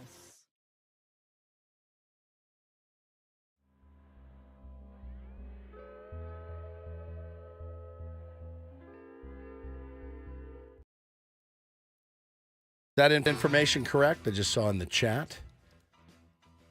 Birthday celebration today, a big one. Don Orsillo. Is that right? Can anybody confirm or deny? Let's see. According to his Wikipedia page, born December 16th, 1968. Hey, you didn't have to read the... He's young. He's a young man. He's very handsome, too. Guy's been reeling in fish every day, out there fishing on his little mini yacht, he calls it. I love that man. I love that man. Biggest mistake the Red Sox ever made was letting that guy walk. Don Orsillo, Babe Ruth, Mookie Betts. Yeah, that's it. Right? Yeah, 100%. And Xander Bogaerts, of course. Of course. Obviously. The Mount Rushmore of the ones that got away. Happy birthday to the GOAT, Don Orsillo. How old would that make him? 56. 56. Like I said, still a young man. He's real good. Top of his game. Oh, in his prime. I'm going to text him right now. Totally in his prime. And in the off season, he gets all in slim, shape and slim during the off season. He's catching himself fish. Some good poached fish for dinner every night. Sweet. I didn't know he had a granddaughter. He posted a beautiful video of him and his granddaughter the other day, Daisy. He's a great man. Love Don Orsillo. You think you'll have a granddaughter in 6 years? I better not. 7 years when you're 56? I better not, dude. Bo would be 13. I guess nothing's out of the realm of possibility. Probably not, though. I'm more likely to be a grandpa at 56 than you are. That's for sure. Yeah, for sure. I don't want to be a grandfather at 56. It's hard enough being a father at 49 to be a grandfather. Like, what? You still live here, and now your kid lives here? Oh, my God, you're only 14? I mean, I guess it's possible. Grandpa Woods. Oh, my God. Now I'm going to text him, wish him a happy birthday. Sweet angel. Put my name on that card, too, would you? It's not a card. I'm going to text him. Put that name on the text as well. So you won't text him yourself? No, I'm too nervous. Too nervous? Yeah, it's dumb. Have you ever texted him? Do you have his number? I don't think so, no. I don't even have his number in my phone. That's pretty sad. Checking my contacts under the O's. Nope. I could DM him, I believe. But he isn't even on Twitter anymore. So yeah, he is. Is he still on Twitter? Literally, he's posting his fish videos every day. That's on Twitter. That's not on Instagram. Okay. This is going to be a long, long week. This is going to be a long week. I thought that was Instagram. I always get confused which method he's using to communicate. Yep. He's out there. Happy birthday, Donnie. Happy birthday, Donnie. We'd love to have you on our show sometime. Do you think Mud gets him a birthday present? Yeah. Of course. Yeah. I'd like to have Don on someday. We would all like to have Don on someday. We usually have to trap him out at spring training for like one quick appearance a year. Yeah. Don, I mean, I would take Don as a regular. Like a regular Friday check-in with Don Orsillo would be the greatest radio of all time. We've just never been able to line up on such a thing. Well, we've been able to line up. He's refused over and over and over and over. I know when you say we have to trap him at spring training, that sounds figurative, but it's actually literal. It's like literal. We have to set a snare. As he comes by, he triggers the trap, and then he can't get past us. I've seen him walk around the corner, see us, and then go the other direction. Yes. I've seen it with my own eyes. My favorite was a couple of years ago. We had him on. And he walked over, and we're right there on the patio. They got all the cafeteria tables. Yep. Sometimes you'll see guys eating breakfast or lunch during our show. And Don comes over, and he's talking, and he is just roasting Mud about whatever. Yep. And I look over, and Mud is sitting about 75 feet away at one of those tables, throwing down a bowl of cereal or something. And he's just like kind of waving because he knows we're talking about him, but he doesn't know what we're saying. Yeah. And then he comes up to me and goes, "What are you guys saying about me?" I'm like, "Don't worry about it. Yeah, don't worry about it. I love that man. I'd like to have him on the program more. That's one of my New Year's resolutions is to get Don Orsillo on at least a couple of times next year. He's a delight. See, making New Year's resolutions, though, always feels like something that you should be doing differently. I should be working harder to get Don on. I just don't know Don what, on. but it's like the whole pursuit of Roki Sasaki, like with you Darvish. Maybe you don't want to do too much. Maybe We've already done that method. Maybe we're doing too much to try to get Don on. We just haven't need done to let anything. it happen. Just let it naturally happen. No, I think this year I'm going to wear him out.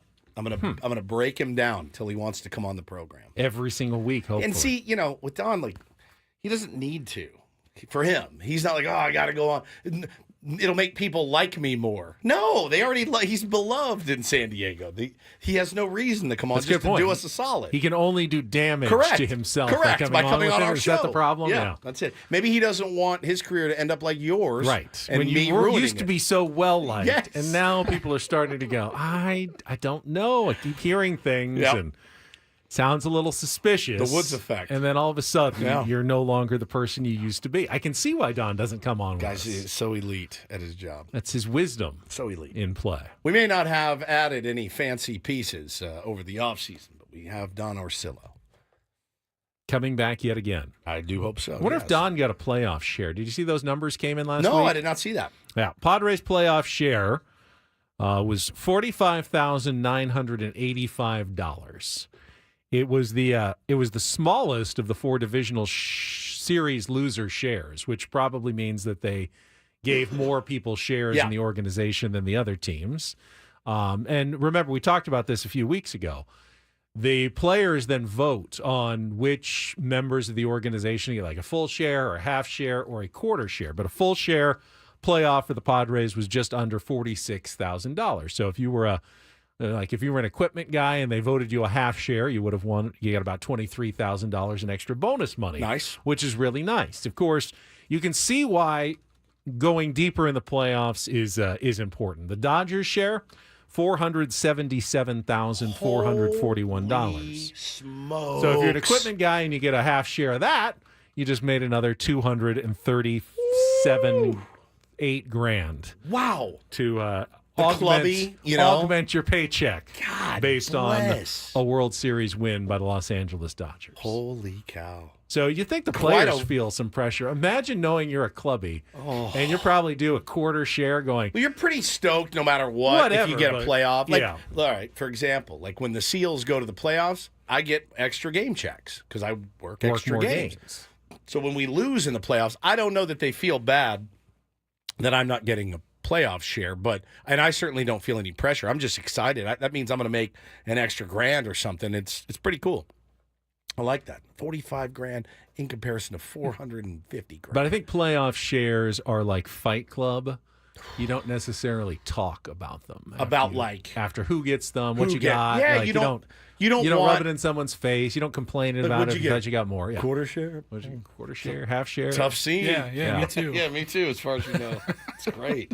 Where did that info come out? I saw that last week on one of the baseball websites that had all the info on total share amounts. Must have been released by Major League Baseball at some point. At least the shares, like there is rhyme and reason to it. Like you can tell this is what the pot is, and you know what the shares are. Yeah. Whereas like the end of the season tip that the players That's usually just a personal give to decision. the trainers and the clubbies and all of that. Like that's a thing. The players they tip them, and we've talked to some people that have received those tips. Let's put it this way: I've heard that me and Paul tip better than some of the actual big leaguers that are on the roster for fantasy camp. We tip them at the end of the week. 4 days. For 4 days. I've heard that we are better tippers than some of the big leaguers that exist. Sit on that one while we take a commercial break. That was gnarly. It's gnarly. We may end up with our own staff here at some point. Yeah, 100%. All right, we'll take a quick timeout. Come back, look ahead, Monday Night Football, and more. Final week of the year for Ben and Woods. Final segment of our Monday next year on 97.3 The Fan.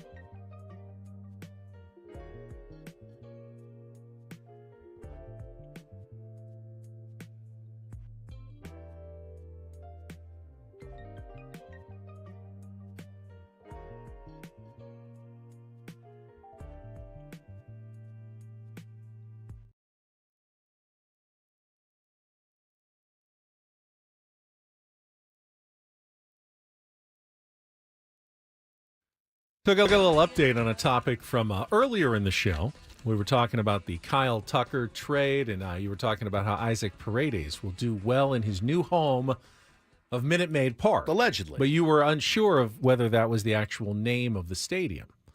It is, but only for 2 more weeks. That's right. On January 1st, Minute Maid Park will be renamed Daikin Park in a 15-year deal with Daikin Comfort Technologies of North America, a subsidiary of a Japanese air conditioning company. And while that means you will have to kind of update your mental notes of what each ballpark is called, it's also, to me, a sign of the increasing interrelationship between baseball in the United States and baseball in Japan. A lot of money is coming in now from Japan. And again, the Dodgers have been the primary beneficiaries of it, being Shohei Ohtani's team with the mega sponsorship deals that they've gotten. Massive. But other teams have benefited as well. You see the Padres have the tire deal as well, and more and more teams are taking advantage of Japanese corporations that want to get their names involved in Major League Baseball because, as we've seen, the ratings are huge for Major League Baseball games in Japan. And when you're an advertiser, if you want people to see your brand. Correct. And if they're watching American sports in Japan and you know that they're going to be 13, 20 million, whatever people watching that game, you don't care if the name is in Houston on the back of on a diamond or in a ballpark. They're watching it in Japan. So they're bringing that money, investing it here to pay dividends for their product back in Japan where they're primarily located. Yeah, Michael in the chat says they have a couple of the Padres have 1 or 2 Japanese sponsorships, but the tire deal is actually from Korea, which true. stands to reason, as we had our Korean prince here, Ha-Sung Kim, who will no longer be here. He's been pretty quiet on him. The market for him it seemed like the Giants were the team that were most in on him, and once they signed Willie Adames, no need. Kind of had to go back to kind of square one. Yeah. He's a Boris guy now, Ha-Sung Kim, right? Didn't he make the switch over to Scott Boris? I'm pretty sure. Yeah, right near the end of the season. Yeah, right? yeah, interesting. So we'll see. But, in terms of the financial health of Major League Baseball, this has been a huge boon. Correct. To all of baseball. Now, some teams, again, like the Dodgers, are benefiting disproportionately from the rest of the league. But, I mean, the Astros, do they even have – how many Japanese stars do they have? It's a great question. Not that many that I can think of. I can't think of – But they had a stadium with a naming rights deal that was up, and there was a – park that felt like, hey, what, that makes sense for us to be tied in with Minute Maid Park now. Daikin Park is going to be in just a couple of weeks. They're going to change that name. So interesting developments in Major League Baseball. And Rob Manfred did say in some of his comments after the season that financially baseball did well. He seemed happy in terms of how they did the last couple of years and revenues going up. Good thing. The sport is on some of its best footing as it's been in a long time. A healthy track. Yeah. And it's also headed for a work stoppage. Now that which could will be absolutely wreck that entire thing. Right. Yeah. Because that's going to make just everyone unhappy all at once. Yep. Tick off all your fans and your sponsors and everybody at the same time. All the players. Yeah, it's going to be great. Look forward to it. I understand that there's a certain amount of brinksmanship that goes into these negotiations. You don't want to be the guy, well, it's bad for baseball if we have a work stoppage, so go ahead. You get everything you want. Correct. We're fine. We just want to avoid the work stoppage. Neither side wants to do that, clearly. But they both have to realize that they both lose if it gets to a work stoppage. It's that whole thing of it's having the foresight, knowing it's probably coming. It's all they should be working on right now is an adjustment or a let's get some ideas down in principle. It's really what they should be focused on because the CBT expires at the end of this coming season, correct? The end of 25? 26. 26. So 2 years. What can't happen is you get down to it and there's a month left and it's like, well, no progress has been made. I mean, they should be trying to progress in the next couple of years. I think it was December of 2026 is when it officially is over. The problem is, as much as you'd like to I think that's when our contract ends, by the way. I think you're right. As much as you'd like to think, just get it done now. Don't push it to the limit. Without that deadline looming, correct. Who's going to want to be the one that gives ground? Correct. But what I'm saying is, like, you don't want to quit a job without having another job. You don't want to. Your last day on the air is December 31st, and then you're like, I have nothing. You want to be starting that process of looking for another job in July, correct?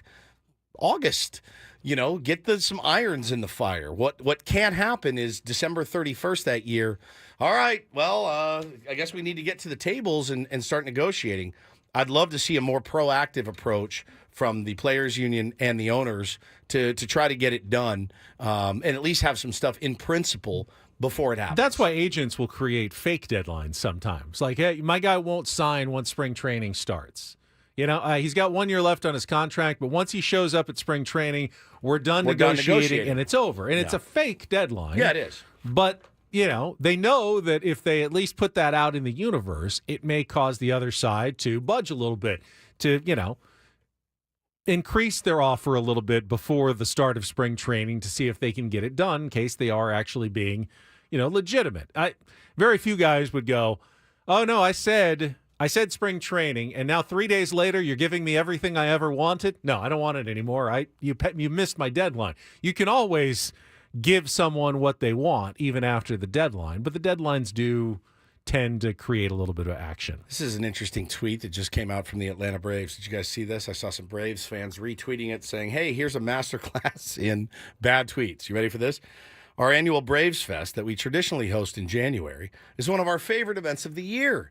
We always enjoy providing our fans with fun and unique opportunities to meet and engage with Braves players and coaches.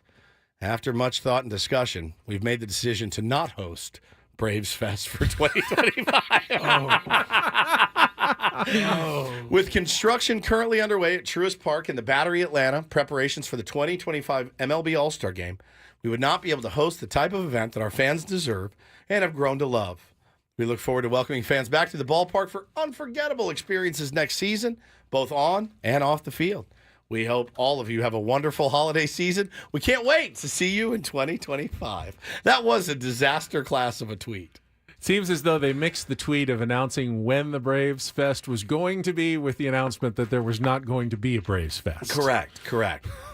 You didn't give them much notice either. It's December, and you usually have it in January. And by the way, we've been agonizing over this decision. It's not going to happen. But we really love it. We love doing it. Feels like A.J. Preller coming on and saying, well, we could not let Jurickson Profar get away. Yeah. He means so much to the franchise and the team that we just felt what a tremendous year last year. Splitting with him would be unthinkable. And with that, we'd like to announce that he has just signed with the Milwaukee Brewers. Correct. It's just very odd. It's a very odd phrasing. Very odd phrasing. Holy cow. Interesting. All right, we got one last check of traffic here, and we'll come back. We got Monday Night Football tonight. Little look ahead here in the final moments of Ben and Woods on 97.3 The Fan. From the 97.3 The Fan Traffic Center, here's Kelly Danick. My condolences to those of you who had to endure that hellacious ride on northbound 805 this morning, all due to this fuel spill before the 52. 3 right lanes remain blocked for cleanup on that. Yeah, it was caused by a big rig accident that happened late last night. Northbound side of the 5, still better choice as you make your way up toward the Golden Triangle. Now, southbound side of the 5 at Washington Street, we have reports of a collision involving a couple cars. They're over to the right shoulder. Eastbound 8, an accident on or near the College Avenue off-ramp. Westbound 56 before Carmel Valley Road. A collision involving a couple vehicles. They're over to the right shoulder. I'm Kelly Danick with Ben and Woods, San Diego's #1 sports station, 97.3 The Fan. Actually, I lied. I said there was a Monday Night Football tonight. There's actually two Monday Night Football games tonight. NFL dropping a deuce on everybody tonight. Which one are we carrying, Paul? Because I don't know the answer to that. The second one, I believe. The 5:30 game, the Atlanta Falcons visiting the Las Vegas Raiders. That was my pick of the week. What was your guys' pick last week in our football threesome? I don't remember. You guys I won, whatever it was. You won, good. I'm guessing I lost. I thought you had the same one, actually. So if Woods won, you probably I think won. I did. I think I threw in the Broncos covering, and they did not because I wanted to be different, but You picked the Chiefs, I and I picked the said that's Chiefs. the one I would have The Broncos picked. definitely covered if you pick the Broncos. They won by like 18. Oh, yeah.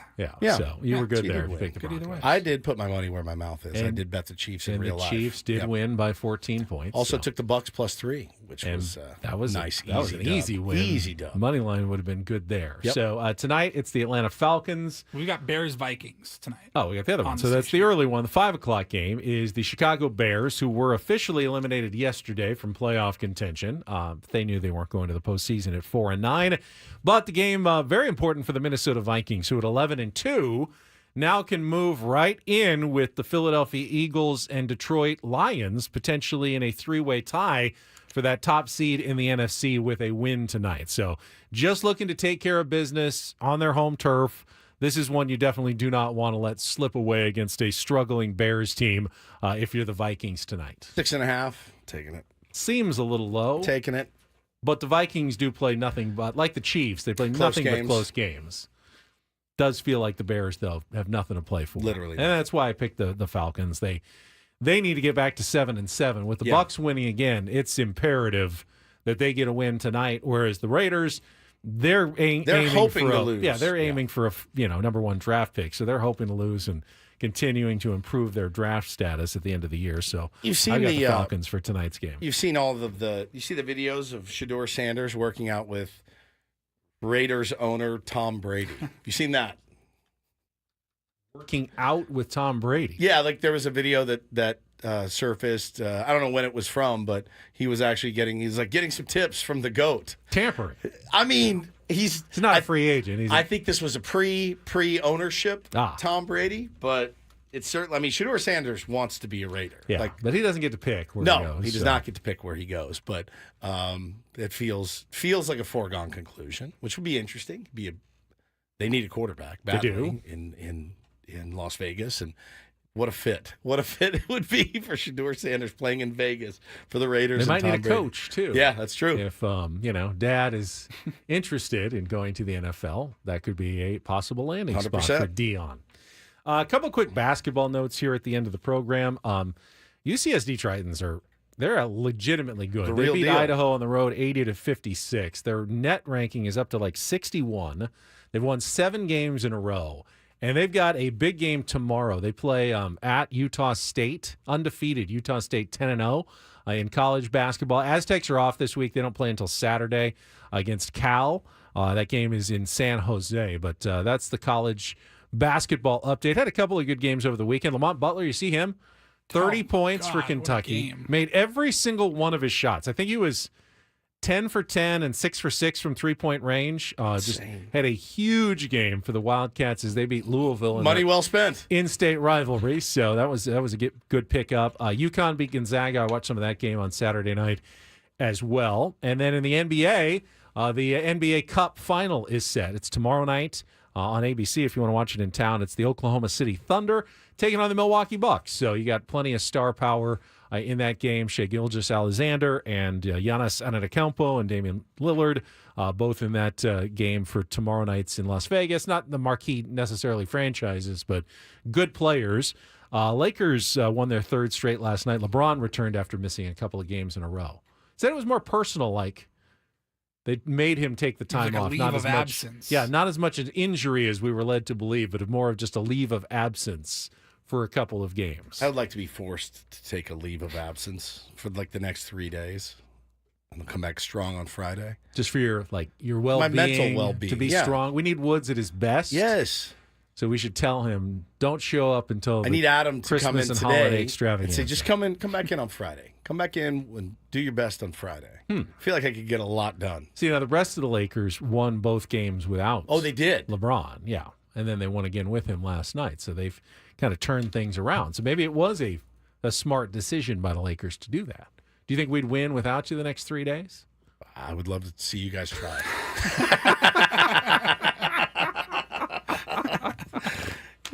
Couldn't do any worse. Hey, look at me. Don't you go anywhere. I feel like if we're going to be here, then I should be here. probably I feel the should same be here. way. We all, at this point in the year, could It's a rough probably one, man. use a little time. But we're taking it after next week. Yep. And then we refresh. And like you said, you'll be raring to go by the time we come back Oh, in January. out of a cannon. I always am. Yeah. That's my favorite day of the year, the first day back. Got some big surprises for week 1 that I'm working on too. And it's amazing because we'll have 2 weeks and then fantasy camp. Yeah. We'll be out in Arizona. Then we'll be back for about 3 weeks. 3 weeks. And then spring training's underway. It's baseball season. Very fast. Yeah, at comes this very point. fast. Yes, it does. Adam says you don't really mean that, Woods. I do. Yeah, if you need to give me a few days, I will. Only if you think it's in the best interest of the station. Yeah, forced time off. I'm getting the sense that he doesn't feel He's like lucky. it's in the best interest. LeBron's so lucky to have a boss like that understands he needed the time. All right, that music means our time is mercifully over for a Monday morning. Annie and Elston are coming in next. For executive producer Paul Reindl and Stephen Woods, I'm Ben Higgins. Yes, we will be back tomorrow morning at 6 a.m. right here on San Diego's #1 sports station, 97.3 The Fan. So long, buddy.